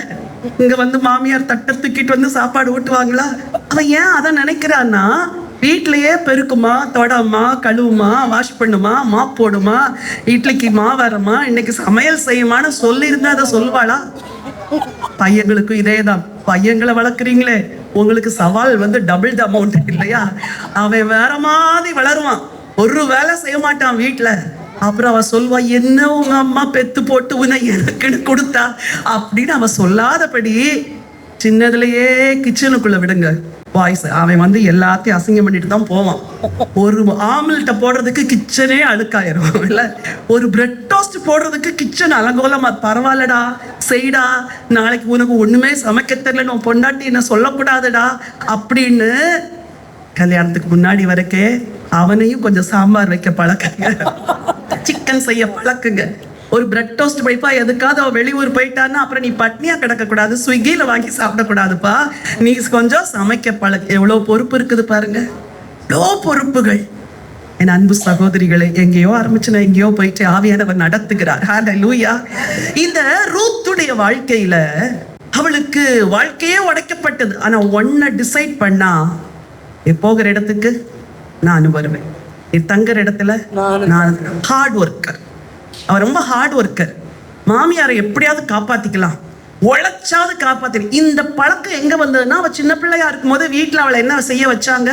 உழைக்க வச்சாங்க. இன்னைக்கு உங்களுக்கு சொல்றேன், வாழ்க்கையில எல்லாமே உடைஞ்சு போய், எல்லாமே ஒன்றுமில்லாம போய் நீங்க உடைக்கப்பட்ட நிலைமையில இருந்தனா, never give up, never give up. பைபிள்ல ஒரு பெண்ணை கூட ஆண்டவர் கைவிட்டதில்லை. ஒருவேளை உங்க கணவனை இழந்திருக்கலாம், கணவனை விட்டு நீங்க பிரிஞ்சு கூட வாழலாம். காரணமில்லாத காரணத்தை சொல்லி உங்களை டிவோர்ஸ் பண்ணிட்டு இன்னொரு பெண்ணை கல்யாணம் பண்ணிட்டு கூட வாழலாம். வாழ்க்கை அதோடு முடியலமா? உனக்கு வாழ்க்கை அதோடு முடியல. உனக்கு கர்த்தர் பிள்ளைங்களை கொடுத்திருக்கிறாரு. அந்த பிள்ளைகளுக்காக இந்த உலகத்துல வைராக்கியம் உள்ள ஒரு தாயா வாழணும். கஷ்டப்பட்டாவது அந்த பிள்ளைகளை நீ படிக்க வச்சு மேல கொண்டு தலையை நிமிர்த்து வைக்கிற ஒரு நிலைமைக்கு நீ வருவதற்கு உன் தேவன் உனக்கு உதவி செய்வார். ஹல்லேலூயா. நகோமி ரூத் ஒண்ணு இல்லாம வெறுமையாதான் போறாங்க பெத்லஹேமுக்கு. கர்த்தர் எல்லாத்தையும் ப்ரிப்பேர் பண்ணி வச்சுட்டார். அது வார்கோதுமை அறுப்பின் துவக்க காலமா இருந்துச்சு. உள்ள போறா, நிலத்தை ஆயத்தம் பண்றாரு, புருஷனை ஆயத்தம் பண்றாரு, அழகா மூவ் பண்றாரு. It's a big story, I don't have time to share. ஆண்டவர் அழகா செஞ்சு அவ வாழ்க்கையை தூக்கிட்டு வந்துட்டாரு. வசனம் அழகா சொல்லுது. அந்த கடைசியில முடியும் போது அது எப்ப படிச்சாலும் மனசுக்கு பரவசமா இருக்கும். ரூத்தின் புஸ்தகம் வாசியுங்கள், 17வது வசனம். நகோம் 16, நகோம் கடைசி அதிகாரம். நகோமி அந்த பிள்ளையை எடுத்து தன் மடியிலே வளர்த்து அதை வளர்க்கிற தாயானால், அயல் வீட்டுக்காரிகள் நகோமிக்கு ஒரு ஆண் பிள்ளை பிறந்தது என்று வாழ்த்தி. யாருக்கு ஆண் பிள்ளை பிறந்ததுன்னு சொல்றாங்க? ரூத்துக்குன்னு சொல்லல. யாருக்கு? அந்த அம்மா நான் ஒண்ணுமே இல்லை, வெறுமையாயிட்டேன் அப்படின்ட்டாங்கல்ல. இப்ப எல்லாரும் என்ன சொல்றாங்க? நீ வெறுமை இல்லம்மா, உனக்கு என்ன இருக்குது? ஒரு ஆண் பிள்ளை, ஒரே ஒரு ஆண் பிள்ளை தான். ஆனா அந்த ஒரு ஆண் பிள்ளை மூலம் கர்த்தர் என்னெல்லாம் செய்றார் பாருங்க. ஆண் பிள்ளை பிறந்தது என்று வாழ்த்தி அதற்கு ஓபேத் என்று பெயரிட்டாள். அவன் தாவீதின் தகப்பனாகிய. ஒரு கைத்தட்டுக்க பார்க்கலாம். கர்த்தர் எப்படி காலங்களின் நடுவே கிரியை செய்கிறது. உங்க வாழ்க்கை உடைக்கப்பட்ட வாழ்க்கையா? ஒரே ஒரு பிள்ளைய வச்சிட்டு இருக்கிறீங்களா? கவலைப்படாதீங்க. அந்த ஒரு பிள்ளைய கர்த்தருக்கு ஒப்பு கொடுத்து நம்பிக்கையோடு அந்த பிள்ளைய வளர்க்கும் போது உங்க பேரு வம்ச அட்டவணையில வரும். அல்லேலூயா. இத்தனை பேருக்கு ஆசையா இருக்குது, நான் ஆண்டவருக்கு பயனுள்ள பாத்திரமாய் மாறணும். எல்லாம் உடஞ்சா, ஒருவேளை கைம்பெண்களா ஒரு சிலர் வந்திருக்கலாம். கணவன் இழந்த தாய்மார்களை உங்களுக்கு நான் சொல்றேன், நம்பிக்கையை விட்டுறவே விட்டுறா. நீ ஒருவேளை ஊழியம் செய்யலாம்.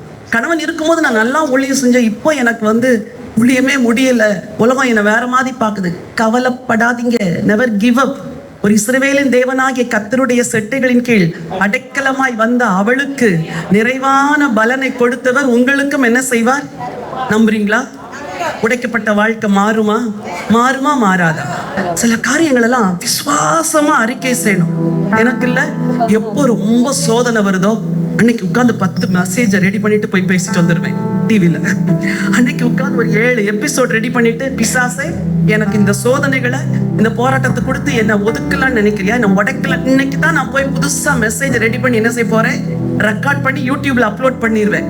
இப்ப சொல்லுவேன், நீ என்ன தள்ளலாம் நினைக்கிற, நீ என்ன தள்ளவே முடியாது. என்னைக்கு ரொம்ப உபத்திரத்தை கொடுக்குறியோ அன்னைக்கு உனக்கு தலைவலின்னு தெரிஞ்சுக்கோ. நீ உபத்திரத்தை கொடுக்க நான் என்ன செய்வேன்? இன்னும் எழும்புவேன். ஹல்லேலூயா. உபத்திரவங்கள் பெருகும் போது நான் செய்கிற 2 காரியம், நல்லா போய் மணிக்கணக்கா பைபிள் படிப்பேன். சில சமயம் அப்படி கூட படிக்க தோணாது. சரி ஜெபம் பண்ணுவோம், ஏதாவது ஒரு வர்ஷிப் கோரஸை போட்டு விட்டுட்டு ஜெபம் பண்ணலான்னா அதுவும் வராது. இந்த ரெண்டும் செஞ்சு பார்ப்பேன், ஒன்றும் நடக்கலைன்னா பேசாமல் போய் படுத்து தூங்கிடுவேன். சரியா, 8 மணி நேரம் நல்லா தூங்கி எந்திரிச்ச உடனே மைண்டில் ஃப்ரெஷ் ஆயிரும். காலையில் அப்படி எழும்பும் போது ஒரு புது பலத்தோட எழும்புவோம் பாருங்க, உடனே எந்திரிச்சிடணும். அப்படியே படுத்துக்கிட்டே இருக்கக்கூடாது. உங்களுக்குள்ள ஒரு ஸ்ட்ரென்த்தை வச்சிருக்கிறாரு. அது என்ன ஸ்ட்ரென்த் தெரியுமா? பழுகு போல இப்ப நான் செட்டைகளை அடிக்க போறேன். செட்டைகளை அடிச்சு நான் என்ன செய்ய போறேன்? நான் படுத்துக்கிட்டே இருக்கிறதுக்கு பிறந்தவள் அல்ல, எனக்குள்ள என் ஆண்டவருடைய வல்லமை இருக்குது. இந்த சோதனைகளை ஜெயித்து மிதித்து மேல நீ எழும்புறதுக்கு தான் உனக்கு அபிஷேகம். ஆண்டவர் ஒரு நாள் உன்னை குறுகி போக விட மாட்டார். ஒரு ரூத் எடுத்த ஒரு தீர்மானம், நீ போக இடத்துக்கு நானும் வருவேன், நீ தங்குற இடத்துல நானும் தங்குவேன், உன் தேவன் என் தேவன், மரணம் இல்லாமல் ஒண்ணு என்னை பிரிக்க மாட்டாதுன்னு சொல்லிட்டு அப்படி தைரியமா எழும்புனா பாருங்க. எலும்பு எலும்பு சீயோனே, உன் வல்லமை தரித்துக்கள். வாழ்க்கையில இந்த ஃப்ரண்ட் ரோல் உட்காந்துருக்கிறீங்க பாருங்க, ஒயிட் சாரி பின்னாடி இருக்கிறீங்க பாருங்க, உங்க எல்லாருக்கும் சொல்றேன், இவங்களை விட 10 மடங்கு உங்களுக்கு தான் உபத்திரம் வரும். நல்லா தூங்கிருங்க. ஜெபிக்க முடியல, காலையில எழும்பிருங்க. ஆண்டவரே, நான் இப்போ கர்த்தருக்கு காத்திருக்க போறேன், சத்துருவை மிதிக்க போறேன், அவனை ஒழிக்க போறேன், அவன் கிரியைகளை அழிக்க போறேன். தனியா ஜெபிக்க முடியலன்னா நான் 3 பேரை கூப்பிட்டுக்கோங்க கூட. உங்களுக்கு ஏக இருதயம் உடைய 3 சிஸ்டர்ஸை சேர்த்து வச்சுட்டு நல்லா ஆவியில நிரம்பி ஜெபம் பண்ணுங்க. ஜெயிப்பீங்க, ஜெயிப்பீங்க. எழும்பு எழும்பு சீயோனே, உன் வல்லமையை தரித்துக்கொள். அதுக்கு பிறகு ரூத்துக்கு மோவாபின் அடையாளம் இல்ல, விருத்த சேதனம் இல்லாதவனும் அசுத்தம் இனி வரமாட்டான். இவ அடையாளம் எங்க வந்துருச்சு? இஸ்ரவேலருக்கு வந்துருச்சு. உங்க அடையாளம் மாறப்போகுது. உங்க அடையாளத்தை மாத்த போறாரு கர்த்தர். சரி, 4வதாக வேகமாக இன்னொரு ஸ்திரியை குறிச்சு நம்ம வாசிக்கிறோம். இந்த பெண்ணுக்கு ஒரு பேர் என்ன விட விரும்புகிறேன்னா, பலவந்தப்படுத்தப்பட்டு உபயோகப்படுத்தப்பட்ட ஒரு பெண், பத்சேபாள். அவளுக்கு பேர் என்னது? அவ ஏதோ போய் குளிக்க போனா, அவ செஞ்சது தப்பா சரியா நமக்கு தெரியல. ஆனா உப்பரிக்கையில உலாவி கொண்டிருந்த தாவீது அவளை என்ன செஞ்சிட்டாரு? தாவீது, நீ ஒரு நீதிமான் தானே. தாவீது நீதிமானா இல்லையா? உங்க கணவரெல்லாம் நீதிமான் தானா? என்ன அப்படி சொல்றீங்க? கொஞ்சம் கூப்பிட்டு கேட்கலாமா உங்கள்கிட்ட? இந்த கணவரெல்லாம் நீதிமான் தான். அந்த நீதிமானுக்கு கூட சோதனை வரும். நீதிமான்களுக்கும் சோதனை வரும், ஊழியக்காரர்களுக்கும் சோதனை வரும், போதகருக்கும் சோதனை வரும். அப்போ மனைவியுடைய பொறுப்பு என்ன தெரியுமா? தன் வீட்டு காரியம் எப்படி இருக்கிறது என்று மொபைலை செக் பண்ணுகிறாள், இமெயிலை செக் பண்ணுகிறாள். அப்படி கிடையாது. முழங்கால இருந்து, ஆண்டவரே என் கணவருக்கு பாதுகாப்பை கொடுங்க, அவர் எங்க போனாலும் பொல்லாத ஸ்திரீகள் எல்லாம் வந்து அவரை எதனா செய்யக்கூடாது, காத்துக்கோங்க இப்படின்னு ஜெபிக்கணும். ஞானமா நடக்கணும். நீங்க அன்பினால் திருப்தி செய்யும் பொழுது அவர் அசைய மாட்டார், உங்கள் அன்பு குறையும் பொழுது அவர் சற்று அசைவார். ஆனா கொஞ்சம் கவனமா இருந்துக்கோங்க, எது நல்லா இருக்குதோ அதை தெரிந்தெடுத்து கொள்ளுங்க. அப்படிப்பட்ட தாவீதுக்கே சோதனை. இர்ரெசிஸ்டபிள் டிசையர் இல்ல, அது எல்லா மென்னுக்கும் உண்டு. சாப்பிட உட்காந்துட்டாங்கன்னா சிலருக்கு வந்து அப்படி சிக்கனை பார்த்துட்டா இர்ரெசிஸ்டபிள் டிசையர். தொப்ப குறைய மாட்டேங்குதுன்னு நீங்க திட்டுறீங்க, ஆனா அங்க இர்ரெசிஸ்டபிள் டிசையர் என்ன செய்ய மாட்டேங்குது, குறைய மாட்டேங்குது. அது பாஸ்டர்ஸா இருக்கிறாங்களே, அவங்களுக்கு பெரிய சோதனை. எந்த வீட்டுக்கு போனாலும் பிரியாணி செஞ்சு போடுவாங்க. ஐயா சாப்பிடுங்க, ஐயா இன்னும் கொஞ்சம் சாப்பிடுங்க. ஸ்திரீகளே, உங்க பாஸ்டருக்கு ரொம்ப கொடுக்காதீங்க, சரியா? அளந்து கொடுங்க. விருந்து கூப்பிட்டா கொஞ்சம் கொடுங்க. பாவம், அவர் ரொம்ப வருஷம் ஊழியம் செய்யணும்ல. நீங்க அன்பு நிமித்தம் அள்ளி அள்ளி போட்டுறீங்களா? அப்புறம் அவர் போய் செக் பண்ணா கொலஸ்ட்ரால் ஏறி போச்சு, சுகர் ஏறி போச்சுங்கிறாங்க. அப்புறம் இவங்கெல்லாம் அவங்கள பட்டினி போடுறாங்க. அவர் சொல்றாரு, வீட்டுல சாப்பிட்றதை விட விசுவாசிகள் வீட்டுல சாப்பிட்றதே நல்லா இருக்குது. நீ எனக்கு பத்திய சாப்பாடு போடுற. நீங்க வந்து கொலஸ்ட்ரால் ரிச் ஃபுட்டை கொடுக்கறதுனால தான் அவங்க பத்திய சாப்பாடு போட வேண்டியதா இருக்கு. கடைசியில பேர் அவங்களுக்கு கெட்ட பேர் ஆயிடுது. அதனால கவனமாத்துங்க. ஓகே, இந்த பத்சேபாள் அவன் செஞ்ச தப்பா என்ன நமக்கு தெரியல. தாவீதுக்கு சோதனை பாருங்க. அந்நாட்களிலேயே தாவீது எவ்வளவு கன்னிங்கா பிஹேவ் பண்ணாருன்னு வசனம் சொல்லுது.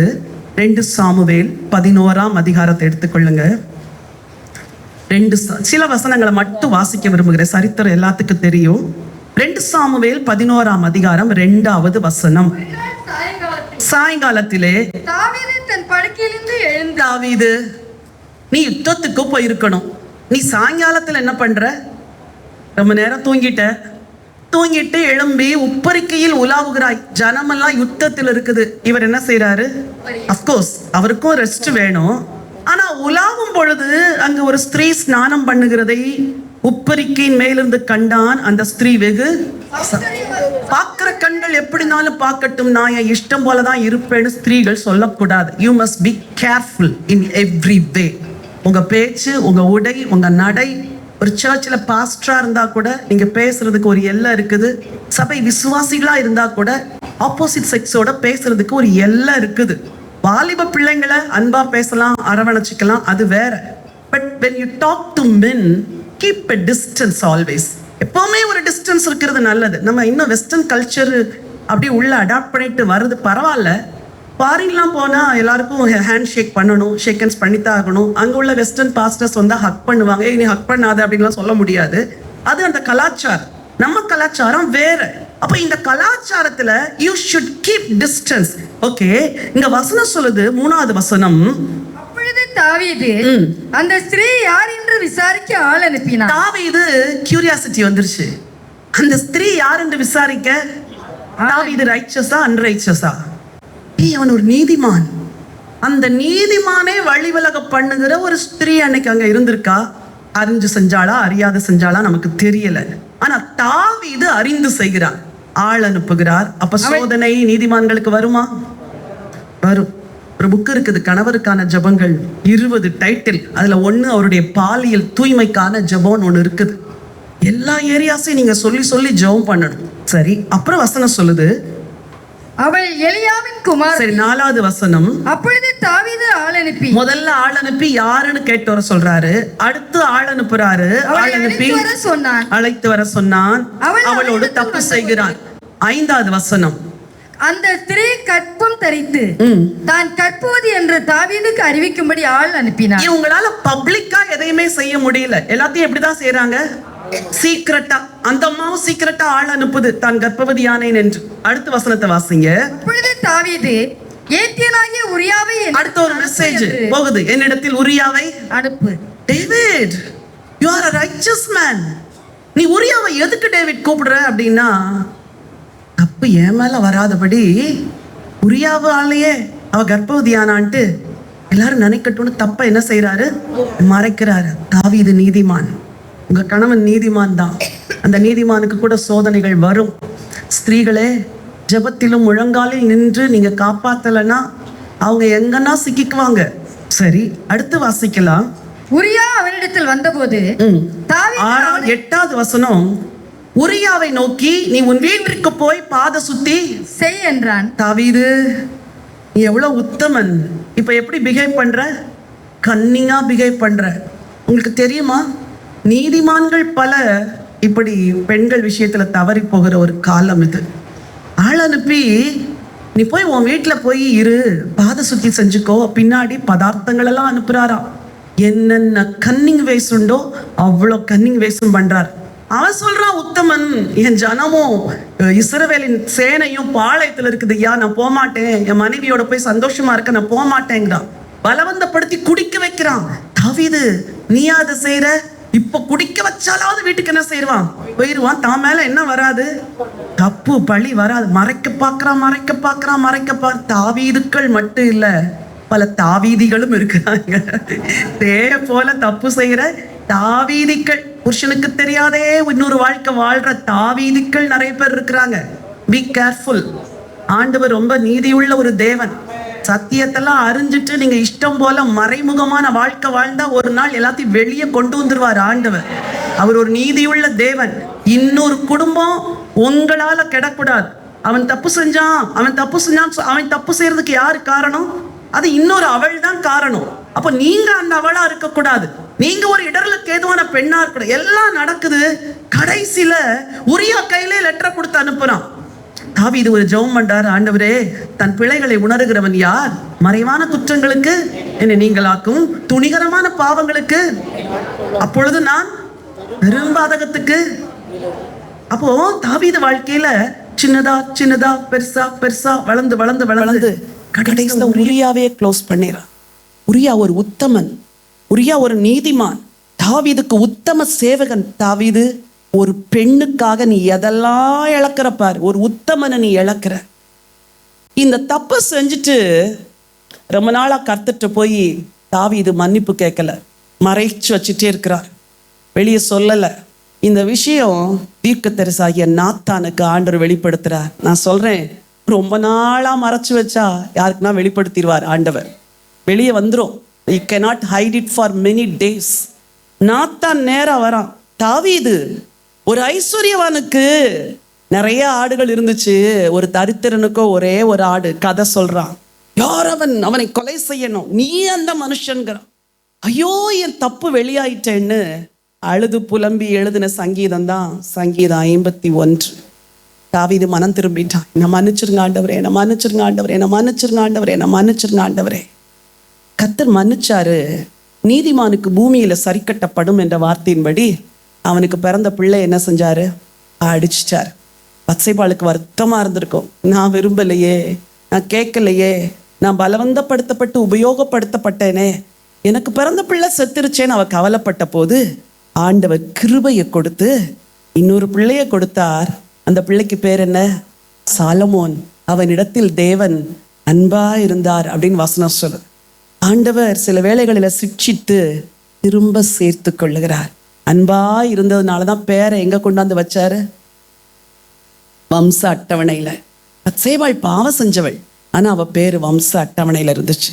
கடைசியா இந்த வம்ச அட்டவணையில வருகிற ஒரு பெண்ணுக்கு பெயர் தான் மரியாள். அந்த பெண்ணுக்கு உண்மையுள்ள பெண் என்று நான் பெயரிட விரும்புகிறேன். முதல் பெண் ஒதுக்கப்பட்ட தாமார், உதரப்பட்ட ராகா, உடைக்கப்பட்ட ரூத், உபயோகப்படுத்தப்பட்ட பத்சேபாள், கடைசியில ஒரு உண்மையுள்ள மரியாள். ஒரு இளம் பெண். மரியாளை அவளுடைய பெற்றோர்கள் தேவ ஆலயத்துல கொண்டு விட்டிருந்தாங்களாம் அவள் பெரியவள் ஆகும் வரைக்கும். சாமுவேல் எப்படி தேவாலயத்தில் இருந்தாலோ அது போல சில பெண்களும் விடப்பட்டிருந்தாங்க. ஏன்னா மரியாளுக்கு அப்பெற்றோருக்கு ரொம்ப வருஷமா பிள்ளை இல்லை. ஆகவே ஒரு பெண் பிள்ளை பிறந்த உடனே கர்த்தருக்குன்னு கொண்டு தேவாலயத்துல விட்டுட்டாங்க. இன்னைக்கு நான் உங்களுக்கு சொல்றேன், 2 பிள்ளை இருந்தாலும் 2 பிள்ளையும் வாய் திறந்து சொல்ல மாட்டேங்கிறீங்க.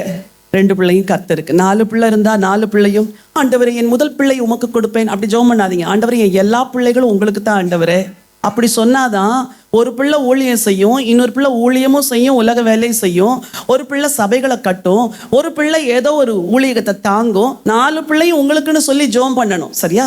அப்போ ஆண்டவர் உங்கள் சந்ததியின் மேல் ஆசீர்வாதத்தை ஊற்ற விரும்புகிறவர். இந்த மரியாளை கொண்டு தேவாலயத்தில் விட்டுட்டு அவள் பெரியவளான பிறகு வீட்டிற்கு அழைத்து வந்த நாட்களில் தான் தேவதூதன் அவளோடு கூட இடைப்படுகிறார். உங்க பிள்ளைங்களுக்கு காடுடைய என்கவுண்டர் இருக்கணும் அப்படின்னு ஜெபம் பண்ணணும். என்ன ஜெபம் பண்ணணும்? என்கவுண்டர்னா என்ன தெரியுமா? ஒரு சந்திப்பு. இங்க யங் கேர்ள்ஸ் இருக்கிறீங்களா? யங் கேர்ள்ஸ் இல்லை, சரி இருக்கிறீங்களா? Very good. ஸ்கூலு காலேஜுக்கெல்லாம் போயிட்டாங்க, இட்ஸ் ஓகே. உனக்கு காடுடைய என்கவுண்டர் வேணும்னு நீ ஜெபம் பண்ணணும். சரியா? காட் எனக்கு ஒரு என்கவுண்டர் தந்து என் லைஃப் என்ன செய்யுங்க, மாத்துங்க. இந்த மரியாளுக்கு தனக்கு முன்னாடி இருக்கிறது அவமானம் நல்லா தெரியும்.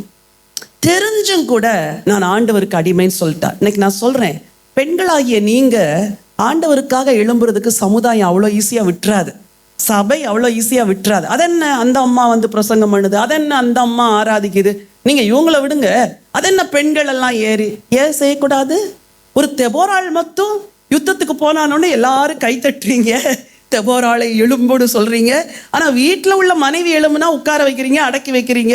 ஸ்திரீகளே, நீங்க ஆண்டவருக்கும் அடங்கி இருக்கணும், அகமுடையானுக்கும் அடங்கி இருக்கணும்.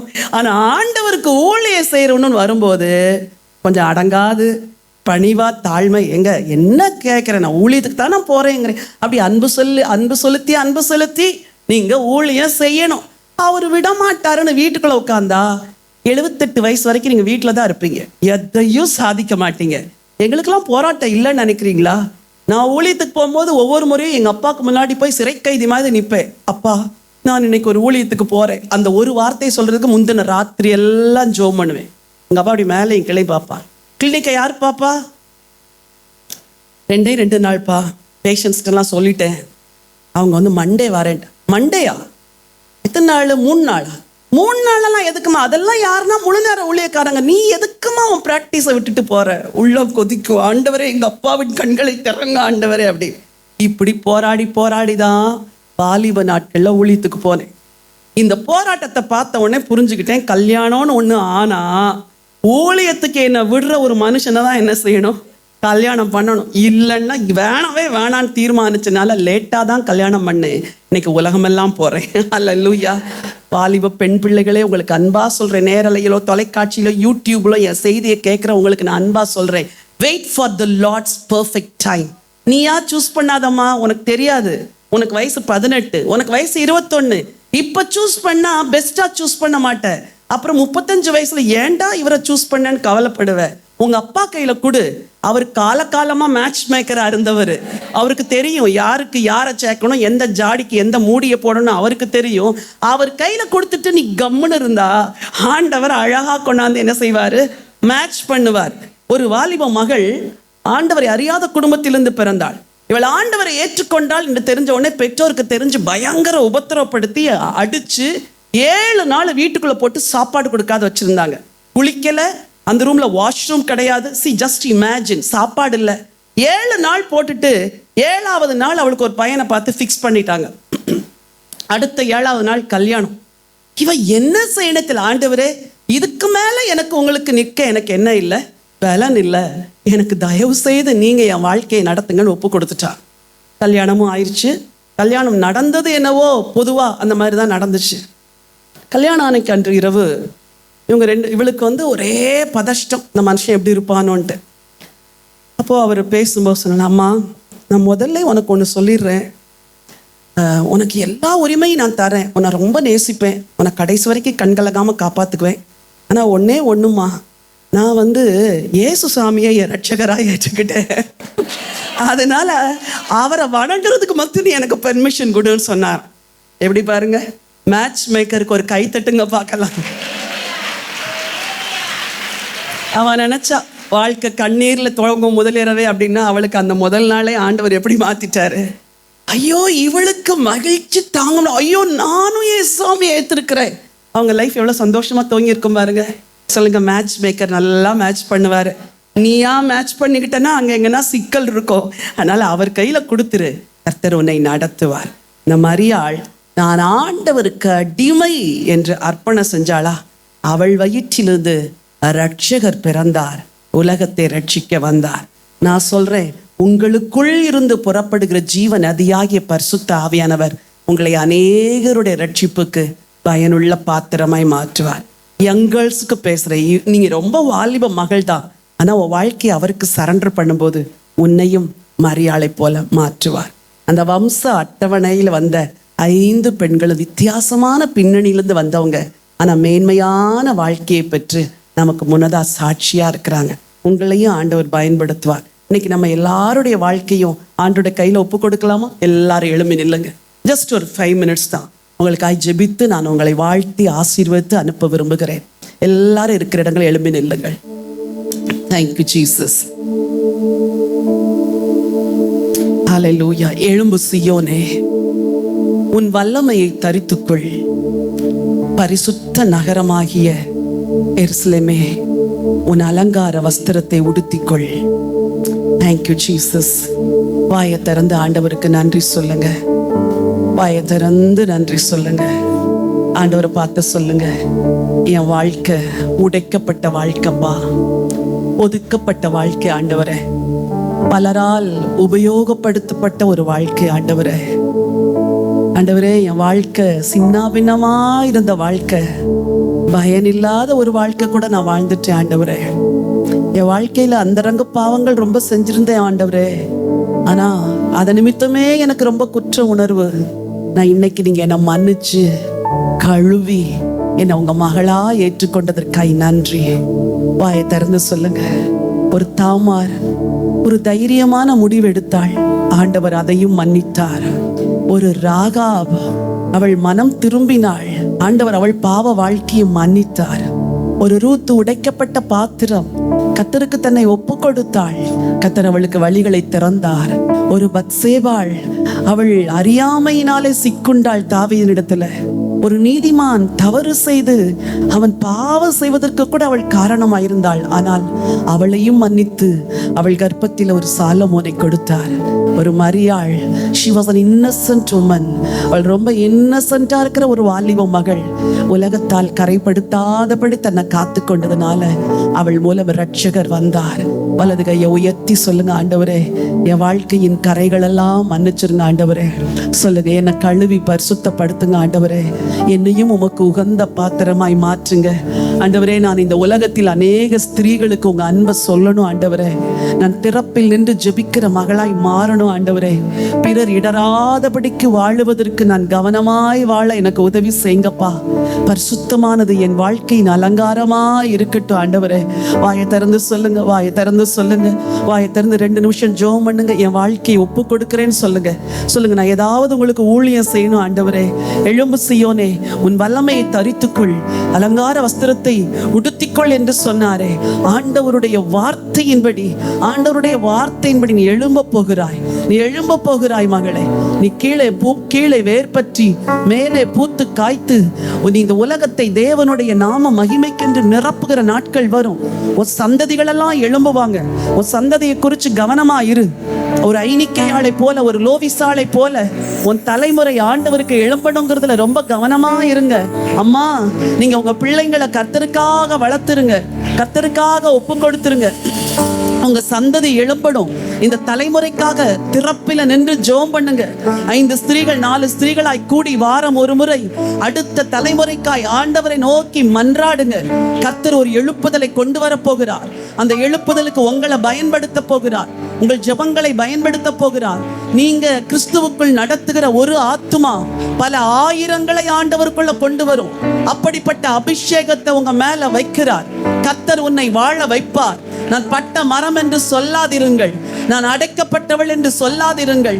ஒதுக்கப்பட்டவள் என்று சொல்லாதிருங்கள். புறக்கணிக்கப்பட்டவள் என்று சொல்லாதிருங்கள். மகளே, உன்னை வம்ச அட்டவணையில் ஆண்டவர் வைக்க போகிறார். கர்த்தருடைய கரத்தில் அலங்காரமான கிரீடமாய், உன் தேவனுடைய கரத்தில் ராஜ முடியாய் நீ இருப்பார். எழும்பு சீயோனே, எழும்பு.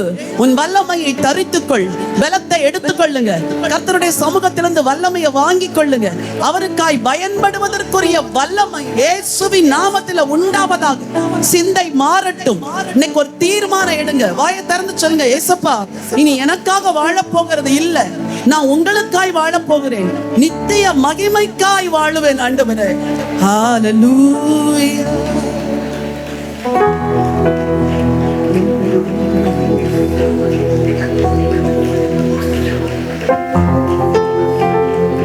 எத்தனை பேர் நம்புறீங்க?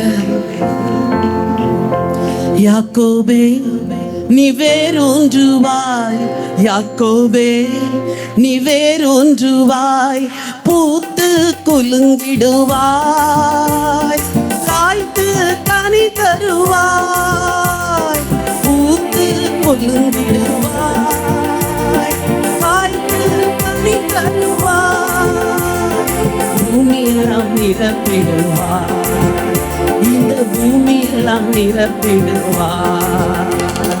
யாக்கோபே நீ வேறொன்றுவாய், யாக்கோபே நீ வேறொன்றுவாய், நானே காப்பாற்றுவேன், நாள்தோறும் நீ பாய்ச்சுவேன். உங்க வாழ்க்கையை கர்த்தர் பொறுப்பு எடுக்கிறார். நாள்தோறும் நீர் பாய்ச்சுவேன், இரவும் பகலும் காத்து கொள்வேன், உன்னை இரவும் பகலும் காத்து கொள்வேன், எவரும் தீங்கிழைக்க விட மாட்டேன், எவரும் தீங்கிழைக்க விட மாட்டேன். என் மகளே நீ வேறொன்றுவாய், என் மகளே நீ வேறொன்றுவாய், பூத்து குலுங்கிடுவாய், காய்த்து கனி தருவாய், பூத்து குலுங்கிடுவாய், காய்த்து கனி தருவாய், பூமியெல்லாம் நிரப்பிடுவாய், இந்த பூமியெல்லாம் நிரப்பிடுவாய்.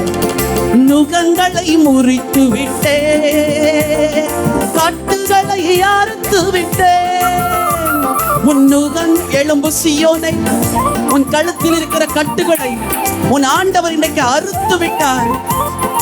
இனிமேல் நீ அடிமையாவதில்லை, இனிமேல் நீ அடிமையாவதில்லை. எனக்கே ஊழியம் செய்திடுவாய், எனக்கே ஊழியம் செய்திடுவாய்.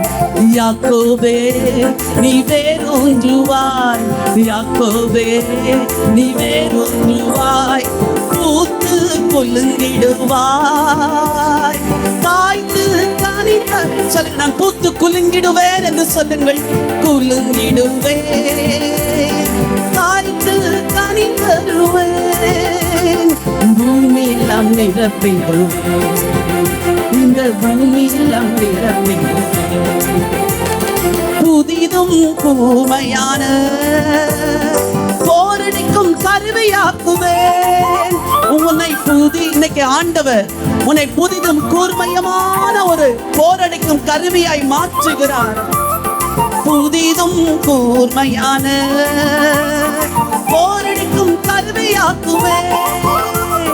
மலைகளை மிதித்து நொறுக்கிடுவாய், மலைகளை மிதித்து நொறுக்கிடுவாய். குன்றுகளை தவிடு பொடியாக்கிடுவாய், குன்றுகளை தவிடு பொடியாக்கிடுவாய். யாக்கோபே நீ வேரூன்றுவாய், யாக்கோபே ரபா ஷாந்தா ரக்காரா. கர்த்தர் உன்னை வேரூன்றச் செய்ய போகிறார். ஹல்லேலூயா. காய்த்து கனி தருவாய், பூத்து குலுங்கிடுவாய்.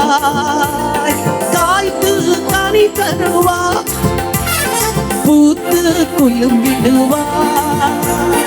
காய்த்து கனி தருவாய், பூத்து குலுங்கிடுவாய். காய்த்து கனி தருவாய்.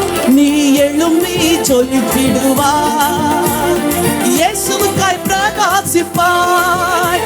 நீ எழும்பி சொல்லிடுவாய், இயேசுவுக்காய் பிரகாசிப்பாய். நீ எழும்பி சொல்லிடுவாய், இயேசுவுக்காய் பிரகாசிப்பாய். சொல்லுங்க. நான் எழும்பி சொல்லிடுவேன், இயேசுவுக்காய் பிரகாசிப்பேன். எழும்பி இயேசுவின் நாமத்தினால கிருபை ஊற்றப்படுவதாக, கிருபைகள் ஊற்றப்படுவதாக, கிருபைகள் ஊற்றப்படுவதாக, அபிஷேகம் ஊற்றப்படுவதாக.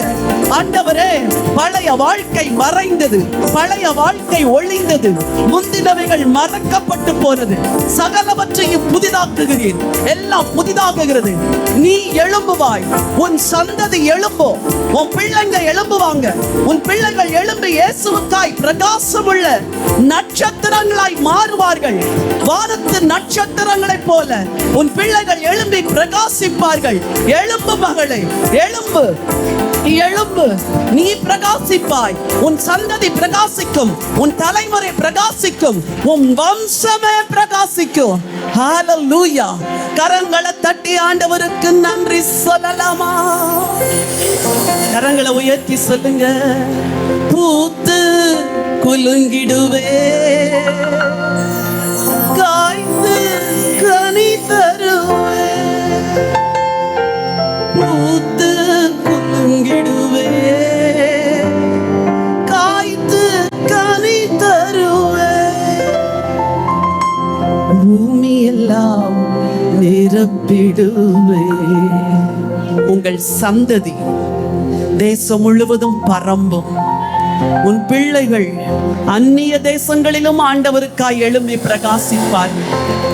உங்கள் எல்லைகளை விஸ்தாரமாக்குகிறார். உன் எல்லைகள் விஸ்தாரமாகிறது. உன் முளைகளை உறுதிப்படுத்தி கயிறுகளை நீளமாக்கு. ஆண்டவர் உன் எல்லைகளை விசாலமாக்குகிறார். இந்த பட்டணத்தில் அநேக வாலிபர்கள் வரும் நாட்களில் ரட்சிக்கப்படுவார்கள். வாலிப பெண்கள் எழும்புவார்கள். ஒரு சேனை கர்த்தருக்காய் எழும்பும். நீங்கள் உங்கள் சபைகளை ஆயத்தப்படுத்துங்கள். தேவன் பெரிய காரியங்களை செய்வார். அன்பின் ஆண்டவரே, பரலோக பிதாவே, இந்த நாளின் கூடுகையை தேவன் ஆசீர்வதித்து கொடுத்ததற்காய் நன்றி. பெயர் சொல்லப்படாதவர்கள், பிறரால் உபயோகப்படுத்தப்பட்டு ஒதுக்கப்பட்டவர்கள், புறக்கணிக்கப்பட்டவர்கள், தள்ளப்பட்டவர்கள், பாவம் செய்தவர்கள், இப்படிப்பட்ட ஸ்திரீகளை வம்ச அட்டவணையில் சேர்த்தீரே. நாங்கள் எங்களை தாழ்த்துகிறோம். இங்கு வந்திருக்கிற ஒவ்வொரு ஸ்திரீயின் பெயரும் இன்றைக்கு வம்ச அட்டவணையில எழுதப்பட்டிருக்கிறதப்பா. எங்களுக்கு மேன்மையும் புகழ்ச்சியும் அதுதான் ஆண்டவரே. ஒவ்வொருவரையும் ஆசீர்வதிங்க. என்ன நோக்கத்தோடு இந்த கூட்டத்தை ஒழுங்கு செய்தார்களோ அந்த நோக்கத்தை நிறைவேற்றுங்க.